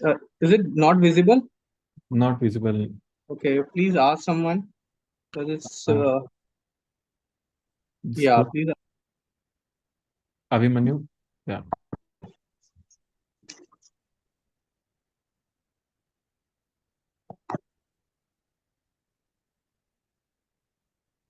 Yeah, shall we go ahead? Yes, yes, Dr. Mukesh, we can. Yeah. So shifting, let's start. So shifting from lymphoma discussion to management of relapsed refractory multiple myeloma. Next slide. So we'll go quickly because there are a lot of slides. So outline will be treatment paradigm, introduction, types of labs, approach to lab, what are the recommended regimes, what are the current options, refractory types, lenalidomide, refractory, triple class, and what are the future prospects. Next slide. So this is the treatment paradigm. So we know that management of multiple myeloma includes eligibility of stem cell transplant and ineligibility, then induction consolidation or directly to the maintenance therapy, and then we have multiple times relapses where multiple patient receives multiple therapy before the patient becomes a refractory. Next slide. So survival for patients with multiple myeloma has markedly improved over the recent times, as we know, and a significant proportion of patients experience relapses that further requires treatment. So we need to define various refractory relapse multiple myeloma by different definitions. So these are relapse but not refractory, relapse and refractory, and primary refractory multiple myeloma. Next slide. So multiple times it has been different definitions has been given. So in 2016 again, IMWG group has defined all the three definitions as relapsed myeloma. It's like once there is a there is a progression of the disease after acquisition of a response to prior therapy, depending upon the objective lab and radiological criteria, and that requires a salvage therapy. And what is relapse refractory? That defined as a disease that becomes non-responsive or progressive within the 60 days of last treatment, who had achieved a minimal response or better on prior therapy. And what is a primary refractory? The patient is defined as a primary refractory disease who has never achieved any molecular response, a major response with any therapy, and who has with no significant change in the even in the biochemical parameters. So relapse is some responses and then relapsing, and relapse refractory is some responses within 60 days and then losing the response. Primary refractory is no response at all. Next slide. So we define it as a biochemical relapse also and clinical relapse. So biochemical is more than 25% increase in the M band or in the protein absolute value more than 0.5 gram per deciliter, or in the urine absolute value more than 200 milligram per day. And between more than 25% difference between the involved and uninvolved free light chain assay, or absolute increase should be more than 10 milligram per deciliter, or a 10% increase of the plasma cells in the bone marrow, or a development. Also, this is clinical criteria: development of a extramedullary plasmacytoma hypercalcemia. Next slide. So clinical labs, as we know that appearance of the CRAB criteria, new appearance of hypercalcemia more than 11 milligram, creatinine again rising above the 2 milligram, and hemoglobin dropping by more than 2 gram per deciliter from the baseline, and any hyperviscosity symptoms related to paraperitoneumia or extramedullary plasmacytomas. Next slide, please. So again, they have defined a progression of the disease and a criteria for, they have given criteria for relapsed refractory multiple myeloma. So progression of disease, that as we have defined, it should be more than 25% of the increase in M band, whether in urine or serum, or absolute more than 200 milligram in 24 hours. Difference of more than 100 milligram, 10 milligram per deciliter between involved and uninvolved free light chain assay. More than 10%, as we have discussed, plasma cells in the bone marrow, or any new lesions, or increase of 50% in the circulating plasma cells. And relapse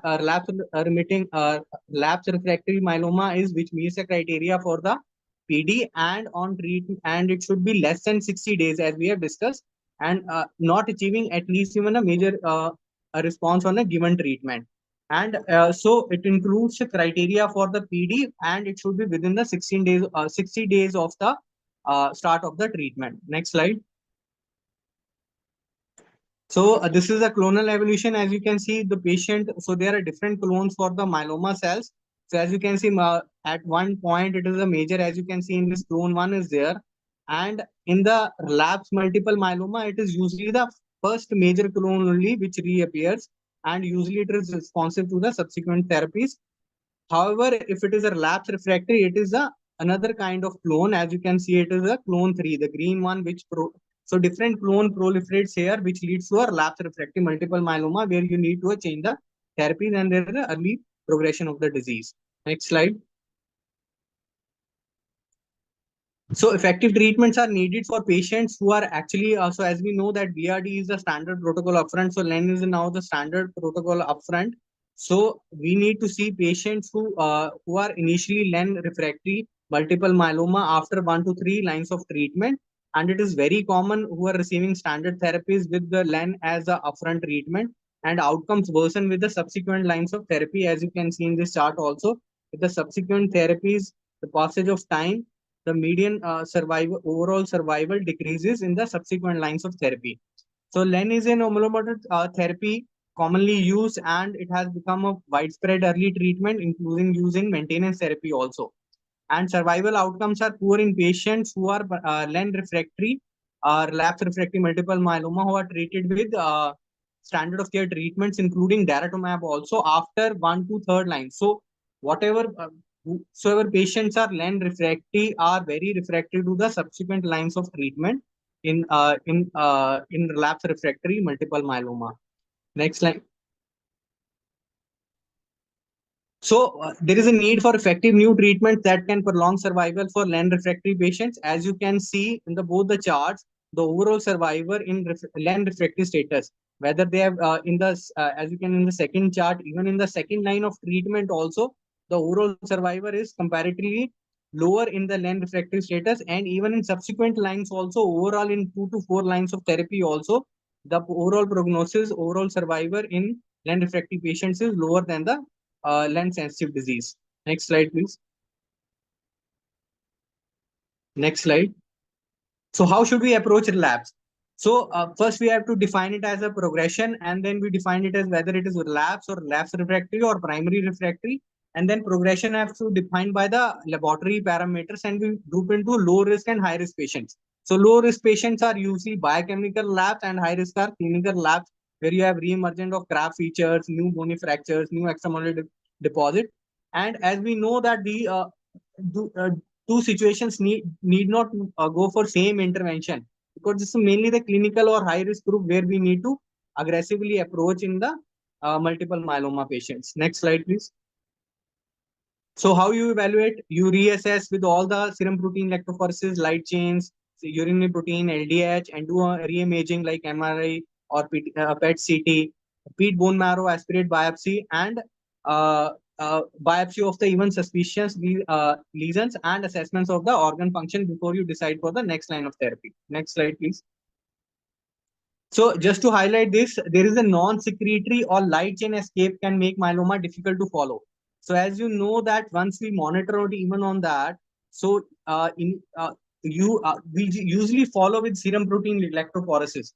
So as we know that there can be only a light chain escape. So the heavy chain can miss on the subsequent relapses. So we need to be aware of that. So it is always better to monitor with free light chain also, because only at times there is a light chain escape. Heavy chains are not secreted in the progression of the disease. Next slide, please. So review. So before deciding for the next therapy, we have to review the previous treatment, whether singlet, doublet, or triplet, what classes of agents previously received, whatever were the emerging side effects, comorbidities, oral therapies received or no, clinical trial availability, and patient-related factors also, frailty, age, whether it is high risk, standard risk disease, and what is the proximity to clinic, transportation, and availability of stem cell transplant. Next. So what are your goals? So achievement of response and relief of the disease symptom, prevent new organ damage, and achieve a long-lasting disease remission, so that subsequent therapies can be prolonged. We need to have a longer duration of remission for the patient. Next slide, please. So how we decide for the treatment strategy? Again, biochemical labs, clinical labs. So as we know that biochemical labs we don't take very significantly until there is a significant increase in the biochemical parameters. So again, we decide whether it is the criteria for the biochemical labs has been met as per the criteria of the IMWG group. If not, then we monitor it. If it is met, then we don't treat as a very aggressive disease. We might wait and watch or put on a lower chemotherapy. However, if it is a clinical lab, as we have discussed, if it is a high risk cytogenetics or new CRAB criteria or a new extramedullary lesions are there, then we have to think of retreatment, aggressive one. And then we have to decide whether they are refractory primary to bortezomib or primary LAN refractory, and different regimes can be followed. If refractory to bortezomib, we have LAN based like DRD, KRD, ARD. And if it is refractory to LAN, we have DVD, KD, and VD protocols are there. Next slide, please. So these are various principles before we select for the lab therapy: patient rated age, performance status, lifestyle, what are the comorbidities, renal function, cardiac, diabetes, cytopenia, disease burden. We have to see marrow burden, CRAB criteria, extramedullary disease, and then cytogenetic abnormalities also, staging as per different criteria. What are the toxicities of the drugs? Also, we have to see myelosuppression, infections, neuropathy. What are the cause, route of administration, whether it is a lapse or refractory, and what regimes we have to. Triplet is always preferred over doublet. It should include more than one agent from new or non-refractory class. So at least the previous agent should not be used within the 6 months where you call it as a class refractory for the next line of therapy. Should be in different combinations, treat to maximum response, and more agents should be there until and to continue until progression or intolerability. Next slide, please. So again, we have discussed this, all the criteria you have to see: risk assessment, what are the previous treatment history, what are the preferences of the patient, and go for the most effective regimen, safe and maintains quality of life. Next slide, please. So what are goals for 2+ lines of therapy? Most patients should consider triplet if performance status is good. So aim is to achieve long-term remission. Select combination at least should not be used for more than 6 months. Maintain patient on therapy until toxicity or progression, because there are high chances of relapse. Again, for regimens containing PI or alkylator, probably we need to limit the therapy. And after best responses, we should always consider for a autologous stem cell transplant if previously not done. Plan strategy for next relapse from there itself, from the first relapse itself, because the next subsequent relapses will be of remissions will be of the shorter duration. And always consider for transplant or CAR T cell therapy should always be evaluated. Next slide. So what options we have for LAN or monoclonal antibodies at the time of first relapse? So we have different combinations like KPD regime is there, KCD regime is there, BPD is there, Selnexer. So many drugs are available, which we will be discussing subsequently. Next slide, please. So options in patients who have received up to 3 lines of therapy. So always the monoclonal ant should be there. So now at least from the 3rd line or subsequently, we should always have a monoclonal antibody, whatever, whichever is available. So in India, we have mostly daratumab. So most of the time, we tend to use that in different combinations with bortezomib or lenalidomide or carfilzomib. So different combinations are there. Rituximab is also there, which is not available to us. Next slide, please. So these are the recommended regimes. At first lab, we have to see whether it is a LAN refractory or not refractory to LAN. So different combinations we can consider. If not refractory, we should include LAN into the primary regime in combination with carfilzomib or daratumab. And if it is frail, we should look for doublet therapy also. And refractory to LAN, again, plan to shift to pomalidomide and in combination with different PI or daratumab-based therapy. If frail, we should consider even 2-drug regimen again for that, with the preferably addition of monoclonal antibody. And treatment after multiple relapses, we have to either always a triplet is preferred, definitely different combination of drugs. Now that will be subsequently because most of the options are clinical trial, but some of the drugs are being available to us, which will be discussed. Next slide, please. Dr. So these are another 2 minutes. Okay, next slide, please. I'll just go through some. Just this was MRE experience. DPD again, progression-free survival was better in 3 drugs rather than the 2 drugs. Next slide, please. So this was a PORO trial where they have studied DPD versus PD. As you can see, progression-free survival was 52% versus 35% with a significant improvement in median progression-free survival. Next slide. And there was 37% reduction in progression of the disease. So this was Candor trial where they have combined DKD versus KD. Again, as you can see, there was a significant improvement in progression-free survival with a hazard ratio of around 40% reduction progression of the disease. Next slide, please. So this was major Pollux trial where they have combined a study DRD versus RD. Again, because most of these are against 3 drugs in comparison to 2 drugs. So we have always achieved better results. So again, these are all data based. So again, next slide, please. So DRD versus RD, as you can see, there was a significant around 46% reduction of the progression of the disease with median 58 months to in 3 drugs versus 32 months in the 2 drug regime. Next slide, please. So I'll highlight subsequently. Again, it was in the OS survival also in terms in the Pollux trial. Next slide. Next slide, please. So as you can see in the Pollux trial, there was a 27% reduction with the median follow-up of around 80 months. And higher proportions achieved MRD negativity and no major safety concerns were there. Next, please. So this was Castor trial, again, DVD versus VD. Next slide, please. So again, significant improvement about by 20 months and rate of reduction of progression was moved by around 57%. Next slide, please. Next slide, please. So again, in terms of overall survival, it was improved. So as you can see, 26% reduction in the rate of death was there with a median follow-up 72 months. And a significant proportions again achieved MRD negativity. Next slide, please. So again, this eloquent trial was with the elotuzumab PD versus PD. Next slide. Again, improvement in progression-free survival and overall survival. So again, what are just a brief about CD38. So hepatitis B virology should be there. Herpes zoster prophylaxis, hypogammaglobulinemia is there. So consider prophylaxis for infection also. And there is a antibody screening interference also. So before starting, we should always have a cross match also, so that that grouping should not be a problem later on. Infusion-related reaction should be considered. Next slide, please. So what other therapies are available to us? Now we have ADC drugs like belantamab, not available here. We have bispecific antibodies, just recently launched one. And then we have BCMA-directed CAR T-cell therapy, like IDA is there, cilta-cel is there. And then multiple targets are also available for the CAR T-cell therapy as highlighted. Next slide, please.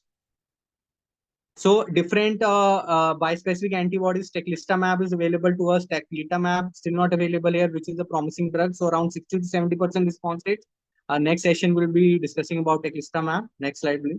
So not going into detail. So this is the highlight of CAR T-cell therapy where you take your own T cells, do transduction, and expansion of the CAR T cells, and then infusion back after a lymphodepletion therapy. Next slide, please. So this was Karma trial where they have studied for the idacaptadine for the relapsed refractory multiple myeloma, different doses. Next slide, please. Next slide, please. So overall response was from 50 to 80% as you can at different doses. So around 80% at the highest dose. And neurotoxicity and the most common was CRS and neurotoxicity. And median follow-up was 24 months. And overall survival was around 50 to 80% as we have seen. Next slide, please. So promising CAR T, what we is available to us. Next slide, please. Is cilta-cel, what is available to us? That is CAR T2 trial, where target dose of 0.7 into 10 to the power 6 was there. Lymphodepletion with cyclo and fludarabine was there. Next slide, please. And overall response rate was around 97.9%, as you can see, with the complete response of around 82.5, with both CR and VGPR was more than around 95%, with overall response rate of 97%. So very promising therapy, as you can see. The progression-free survival and overall survival by MRD status was significantly improved in subgroup analysis also. Next slide, please. So next slide. So toxicities were again CRS and neurotoxicity was there. Next slide, which were the common and managed with steroids and tocilizumab. So these we have already discussed. RD-based regimes, Aspire, Pollux trial we have discussed. Eloquent 2 trial was there. So significant approval of addition of subsequent therapies over the doublet as we have seen. Next slide, please. Next slide, please. So again, PI based, so also combinations are there where triplet has been found to be better than a doublet. Again, in Len refractory, also different trials are there like Castor, Candor, as we have already discussed. An Apollo trial is there. Next slide, please. Next slide. So all, as you can see, the triplets are better with the addition of additional PI or monoclonal antibodies. So all are these different trials where you have a significant improvement in progression-free survival and overall survival. Next slide, please. Next.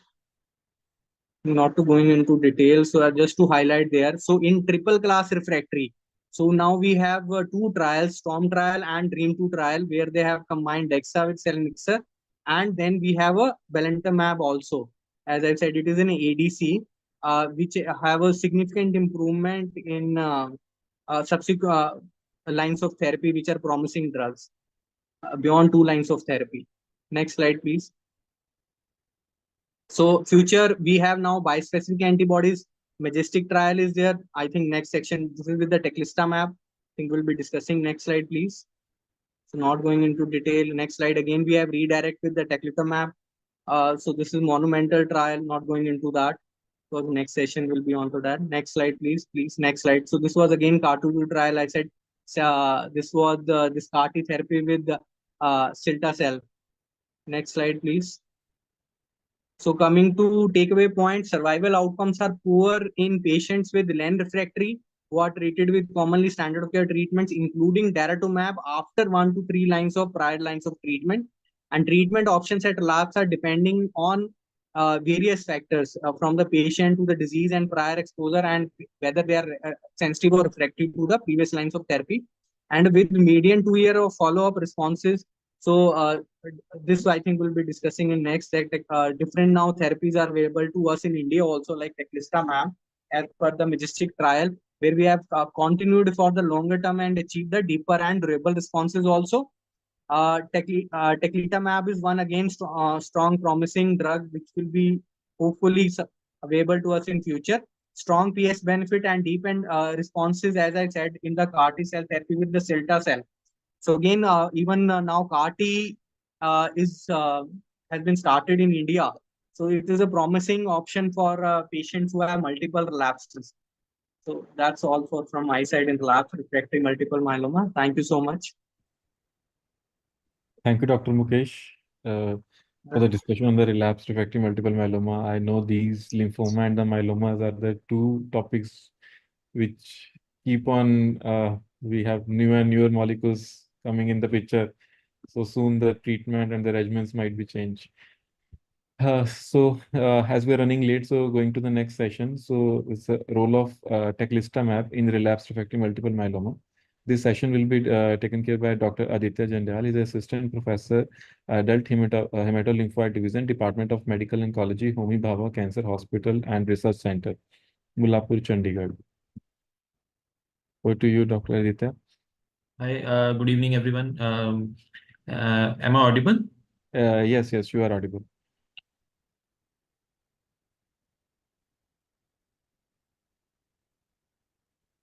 Are my slides visible now? Yes, they are.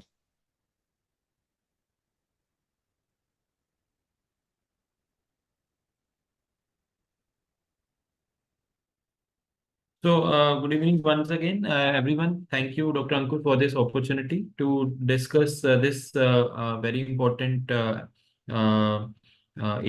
that is like coming up for discussion. So, I'll be discussing the role of Teclistamab in relapsed refractory multiple myeloma.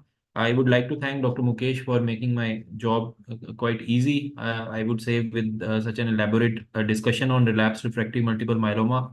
So to put things into perspective, I would say that whenever we counsel any newly diagnosed multiple myeloma, we always lay emphasis on the fact that myeloma is still an incurable disease when we are discussing today in 2024. And although there have been significant advancement in the overall treatment landscape of multiple myeloma, the overall survival in any standard risk multiple myeloma in today's age in LMIC country like India is like close to I would say 5 to 8 years, and the high risk multiple myeloma patients usually have overall survival of not more than 2 to 3 years. And we all know that multiple myeloma is a relapsing remitting disease, and whenever we treat these patients, the disease burden goes down, and after a variable progression-free survival, whenever the disease relapses, it requires treatment with an alternate treatment regimen, and we reach a point at certain point during the natural history of the disease when the disease becomes refractory to the available medications. And most of the patients receive 4 or more different lines of therapy throughout their disease course. So I would like to emphasize 2 points here. So first is that in the real world, we have seen that there is attrition with each subsequent line of therapy that we whenever we treat multiple myeloma patients. So there is attrition of around 20 to 25% of patients with each subsequent line of therapy. And secondly, the progression-free survival, which is about 18 months with first-line therapy, it shortens with each subsequent course of therapy. So I think that brings to the mind that we should not save the best for the later lines of therapy, because we often see that either the patients are not eligible to receive that therapy, and sometimes the benefit is not as good as what we can achieve in the initial lines of therapy. If we look at the overall outcomes of patients when they have received the 3 initial classes of drugs, proteasome inhibitors, IMiDs, and anti-CD38 monoclonal antibodies, we have data to suggest that these patients, there is a very small proportion of these patients who achieve CR. In fact, the VGPR rate is just 12.5% in these patients, and only those patients who achieve VGPR or better in subsequent lines of therapy are able to achieve some meaningful PFS and OS. Other patients, they have a very short survival, usually which is less than 1 year. So I would say that there has been a lot of enthusiasm and excitement beyond the 3 class of drugs. And this part of the treatment landscape of multiple myeloma is now getting populated by various immunotherapies that are emerging. And we have, apart from the clinical trial data, we have now a lot of real world data that is coming up from the high income countries which support the efficacy and safety of these molecules. So we have monoclonal antibodies which are directed against CD38. We have daratumumab, isatuximab. Dara is available in India, isatuximab is not. We have CAR T cell therapy, cilta-cel and ide-cel, as Dr. Mukesh told. They are T cells collected from the patients and genetically modified to recognize a target antigen. Antibody drug conjugates like belantamab is not available in India, and here a monoclonal antibody is conjugated to a small molecule, which is a cytotoxic drug, and it is internalized into the cells when these drugs bind to the target agent. And coming to the topic of discussion, the bispecific antibodies, these are actually the engineered full-size bispecific antibodies. They are novel class of immunotherapy for multiple myeloma, and that targets antigens on tumor cells as well as the T cells, and they bring the two in close proximity to each other, and that facilitates the killing of myeloma cells by the T cells.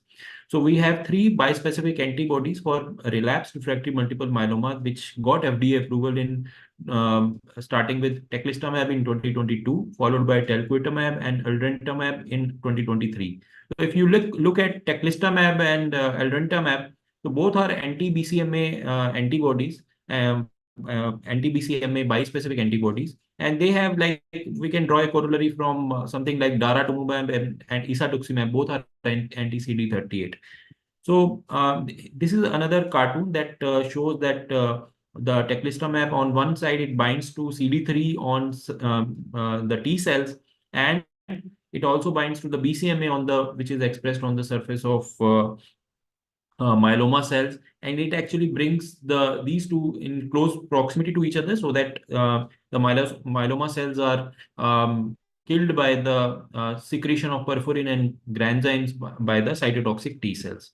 So looking at the indication for teclistamab, so currently it has been FDA approved for relapsed refractory multiple myeloma patients who have received at least 3 prior therapies, including an IMiD, proteasome inhibitor, and an anti-CD38 mAb. And the patients must have demonstrated disease progression on the last therapy. So coming to the dose and administration, so it comes in two formulations. One is 3 ml vial, which contains 30 milligram of teclistamab dose, and the another one is 1.7 ml vial, which contains 153 milligram of teclistamab. So the recommended dosing schedule is in the form of a step-up doses followed by the main therapeutic dose. So step-up 1 dose is 0.06 milligram per kg single dose on day 1. Step-up dose 2 is, it has been recommended to be 2 to 4 days after the first step-up dose, which is on day 3, and the dose is 0.3 milligram per kg single dose. And on day 5, the first treatment dose, which is 1.5 milligram per kg single dose, can be administered. And subsequently, the patients can be given 1.5 milligram per kg once weekly till the patients tolerate the drug, and till the disease progression. So again, the company has given recommendations in case we are not able to give step-up dose 2 and treatment doses on time. So in case the delay for the step-up between the step-up dose 1 and 2 is more than 7 days, then we have to restart with the step-up dose 1 again. And same with the step-up dose 2. The delay of more than 7 days the recommendation is that we should start at 0.3 milligram per kg, and a delay of more than 4 weeks, we have to restart the cycle again. So again, that is true for the treatment doses also. If the delay is less than 4 weeks, we can start with the 1.5 milligram per kg again. But any delay of more than 4 weeks, we have to restart from the step-up dose 1. So coming to the pre-treatment medications that have been recommended, 1 to 3 hours prior to the before each dose of teclistamab step-up dosing schedule. So we need to administer dexamethasone, the corticosteroid, antihistamine in the form of IV diphenhydramine 50 milligram or equivalent, and paracetamol as an antipyretic. And administration of pre-treatment medication may be required prior to the administration of subsequent doses of teclistamab in the following patients.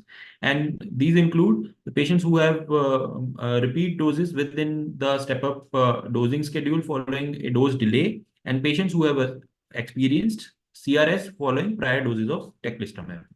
So if we look at the recommendations regarding the storage and preparation, so the shelf life of unopened vial is 18 months. And once the vial has been opened, it should be used immediately and not beyond 20 hours. It should not be freezed in any way, and it should not be violently shaken, and with the gentle swirling motion for about 10 seconds. The color should be, it is a preservative-free liquid, and it is compatible with stainless steel injection needles and available syringing materials. So the most common site of administration is abdomen, that we commonly employ for other drugs like bortezomib. And if that is not possible because of any scars, infection, or any other reason, the alternate sites can be thigh or arm, and each dose should not exceed 2 ml. So in case somebody is requiring more than 2 ml, then we need to divide the dose, and the sites of administration should be more than 2 centimeters apart at least. And the company recommends that the teclistamab is for single use in one patient only. So now looking at the data from the Majestic 1 trial, pivotal phase 1, phase 2 study, which actually led to the approval of teclistamab in relapsed refractory multiple myeloma. So if we look at this, the design of this trial, so it was a phase 1 trial. Initially, the study was conducted, which included around 150 patients, and it had 2 parts. So the part 1 was actually the objective was to determine the recommended phase 2 dose. And the second part of the trial actually focused on the safety and tolerability of this RP2 dose. So subsequently, there have been other trials in the relapsed refractory multiple myeloma space, and some of the trials are ongoing where it has been combined with other bispecific T-cell engagers like talquetamab, and there are ongoing trials in newly diagnosed multiple myeloma and in the maintenance setting as well, but the results are yet to be made public. So if we look at the design of this trial, so it included RRMM patients who had received 3 or more prior lines of therapy and were triple class exposed. And the primary objective of this trial was to evaluate the safety and efficacy of teclistamab in these patients with the use of step-up doses followed by treatment doses. And the primary study endpoints were overall response rate, and the key secondary endpoints were duration of response, VGPR or more rates, and the overall survival and PFS. So the patients were screened and subsequently they were administered teclistamab in the step-up doses, dose 1, dose 2, and followed by the main treatment doses weekly until disease progression. And if we look at the consort diagram for this trial, so there were total 165 patients. In phase 1, 40 patients were treated with 1.5 milligram per kg dose, and there were 17 patients who were ongoing at the time of analysis of this trial. And in the phase 2, there were 125 patients, out of which 72 were underwent treatment discontinuation. And with a median follow-up of about 14 months, the median treatment duration was 8.5 months, and median relative dose intensity was close to 90%. So if we look at the disease demographic and clinical characteristics, so since this was a phase 1 study, so the median age was around 64 months. There were about 20% patients with extramedullary disease. About 25% patients had high-risk cytogenetics. And if we focus on the proportion of patients having 4 or more prior lines of therapy, they were around 75%. And all patients were triple class exposed, and penta-drug exposed patients were around 70%.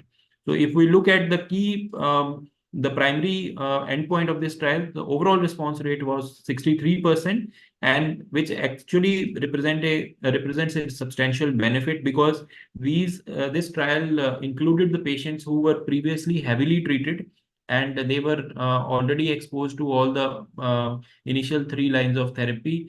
And achieving a overall response rate of 63% is something phenomenal with this single agent drug. And this included CR rate of close to 40% and VGPR rate of around 58.8%. And I think one of the most phenomenal this molecule that this trial brought about was the time to first response, which was about 1.2 months. So it is almost 1 month. So all the patients who responded, they did so by the end of 1 month, and the time to best response was close to 4 months. In the patients who achieved CR, about 50% achieved MRD negativity. So again, the overall response rate, though the response was consistent across the clinically relevant subgroups, which included the high-risk patients with high-risk cytogenetics and penta-drug refractory subgroups. And these are the representative plots that suggest that this molecule was worked in in majority of these patients. So again, focusing on the safety of this drug, so it was well tolerated, and dose reductions and discontinuations were infrequent. So the most common adverse events were cytokine release syndrome and cytopenias, the similar safety profile that we see with CAR T cell therapy. So among the hematological side effects, so majority of the patients had anemia, neutropenia, and thrombocytopenia. About 2/3 of the patients had grade 3, grade 4 neutropenia, and anemia and thrombocytopenia were around 1/3 of the patients. And if we look at the non-hematological side effects, so diarrhea, some non-specific symptoms like fatigue, pyrexia, injection site erythema, they were there in around 25% of the patients. So if we look at the one of the most important adverse event, the cytokine release syndrome, so it was there in around 72% of patients. The time to onset was around, median time to onset was 2 days. Median duration was 2 days. So majority of the patients had grade 1 or grade 2 CRS, and only in a small proportion, just 0.6% of just I would say one patient probably had grade 3 CRS. And I would say if we look at the severity of CRS and compare it with the CAR T cell therapy, the severity was much less, I would say. So grade 3, grade 4 incidence being so low, so the tocilizumab use, steroid use, and single pressor use was limited to less than 1/3 of these patients. So again, time to onset was 2 days with a range of 1 to 6 days. The duration of CRS was again 2 days, and all patients had resolution of CRS events, and it was not a cause of mortality in any of these patients. So what did they do for mitigation of CRS in patients who received teclistamab? So first, they used a step-up dosing schedule. Second, they did pre-medication, and with that strategy, along with that, they did stringent monitoring and did use IL-6 antagonists like tocilizumab, steroids judiciously in these patients, and most of these patients did well.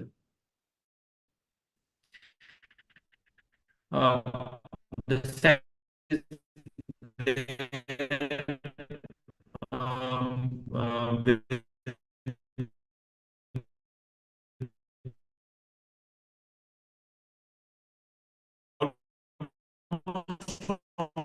with events were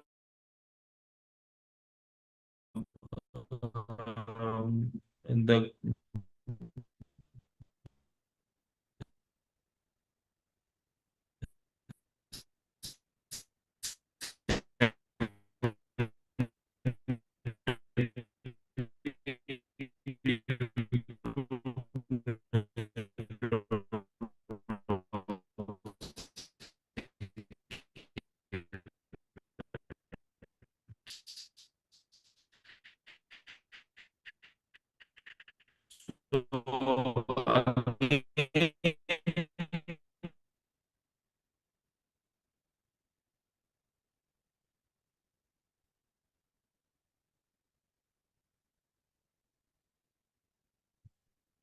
Mm.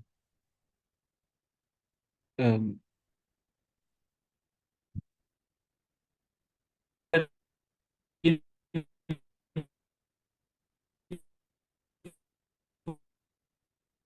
Dr. Dita, I think there is.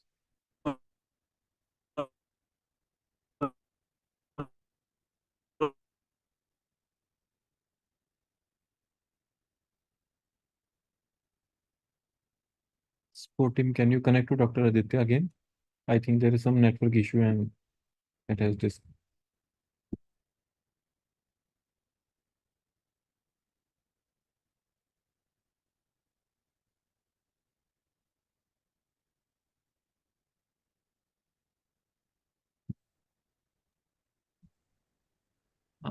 Extremely sorry, I lost connection. So where did you lose me? It was the Sorry. neurological toxicities with the teclistamab.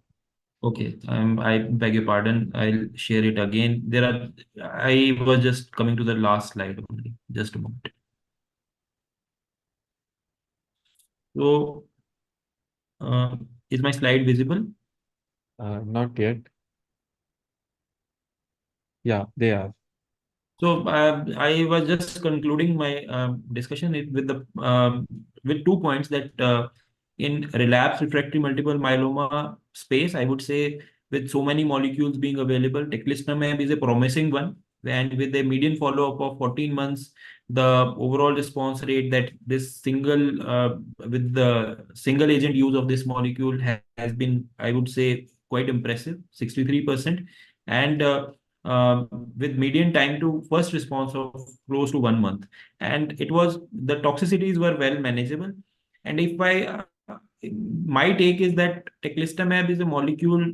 Uh, if I compare it with the CAR T cell therapy, although we do not have head-to-head trials comparing their efficacy, but for a community setting, I think teclistamab is something that might be more appealing because CAR T cell therapy needs cellular therapy slots, logistics, and timing that might not be feasible or I would say reasonable for many relapsed refractory myeloma patients. So this is something that is off the shelf and maybe more appealing or more, I would say, practical for many hematologists working in community.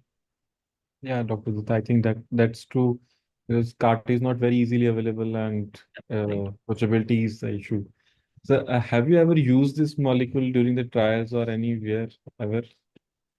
No, I do not have any personal experience of using this molecule. I've heard people, couple of speakers from either from NH Bangalore, Sharad Damodar sir and Sameer Melinkari sir. So they have used this molecule, and apparently, I think at Saint Stephen's, I think at Bangalore also Harimanan sir, they have shared their experiences, and in their experience, wherever this molecule has worked, those patients had actually maintained response. So I think it is worth trying wherever financially feasible. Finances is something which I think we should start discussing in lymphomas and myeloma nowadays with the patient after polatuzumab, brentuximab, and dara and teclistamab. So any questions, Dr. Mukesh, anything you want to discuss? Yeah, Dr. Nitya, if you have any patient where option of leave aside all finances and easy access, so multiple lapses, would you opt for CAR T versus teclistamab? So I would say, sir, again, in a relapse patient, looking at the aggressiveness of relapse, and am I audible? Yeah, you are. Yes, sir. So I would say it's an individualized decision. Many times we have seen patients of multiple myeloma relapsing so aggressively that forget about CAR T cell slot or sorry. So many times we might not be getting CAR T cell slot and because it needs time. So in that scenario, in a patient who is aggressively relapsing, who is hospitalized, I will not think about CAR T cell therapy. I would straight away go with teclistamab.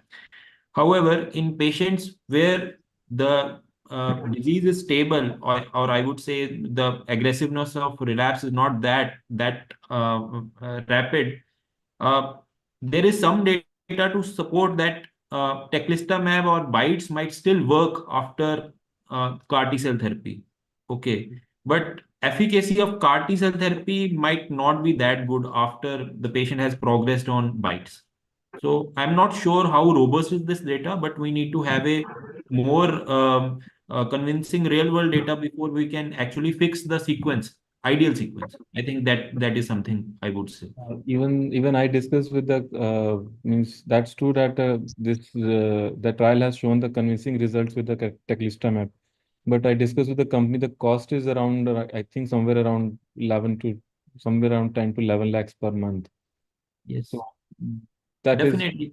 is So something. again, another caveat that we have for like CAR T versus teclistamab discussion is that unlike if you ask me, unlike DLBCL or I would say refractory lymphomas, where CAR T cell therapy, the if we look at long-term follow-up curves, they are somewhat flattening. Okay, meaning that a proportion of patients are achieving cure with CAR T cell therapy in relapsed DLBCL, but same is not true with myeloma. Okay, so that is something that we should keep in mind as of now. Maybe CAR T cell products in future might be like further refined and they might do further like improvement in outcomes. But as of now, CAR T cell therapy is nowhere near like curing the myeloma right now, as we talk today.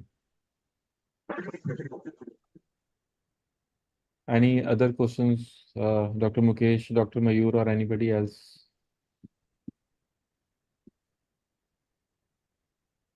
So then let me compile the meeting. So thank you, Dr. Aditya, for the talk. So at the end, I would just like to thank to all my speakers and the panelists. So first of all, Dr. Ketan, who has discussed on the ASCO updates in lymphoma. So he has discussed 3-4 studies and glofitamab and the CAR cell therapies in NHL. And then the Dr. Mayur has discussed from the EHA updates, in which he has beautifully discussed the mantle cell lymphoma, the first line therapies in the old age patients, followed by the other trials of the glofitamab and acalabrutinib versus acalabrutinib BR versus BR. Then Dr. Sandeep Kukar, who has discussed the polatuzumab in DLBCL, what are the various indications where we have to decide the treatment regimens and all. And at the end, Dr. Mukesh and Dr. Aditya has discussed the myeloma track. So Dr. Mukesh has discussed regarding the relapsed refractory multiple myeloma, how to choose the treatment, what are the treatments at first line, second line relapses, and then Dr. Aditya has discussed on teclistamab. So the hematology is something which is ever going and ever changing. We'll meet again tomorrow for the further discussion on AMLs and the GVHT and the ALL part. So thank you everybody and good night. Go ahead for the dinner. Dr. Ankur, for conducting wonderful day one of the session. See you for tomorrow. Yeah, thank you. Thank you, Dr. Ankur. Thank you. Thank you, Dr. Vidya. Thank you. Good night.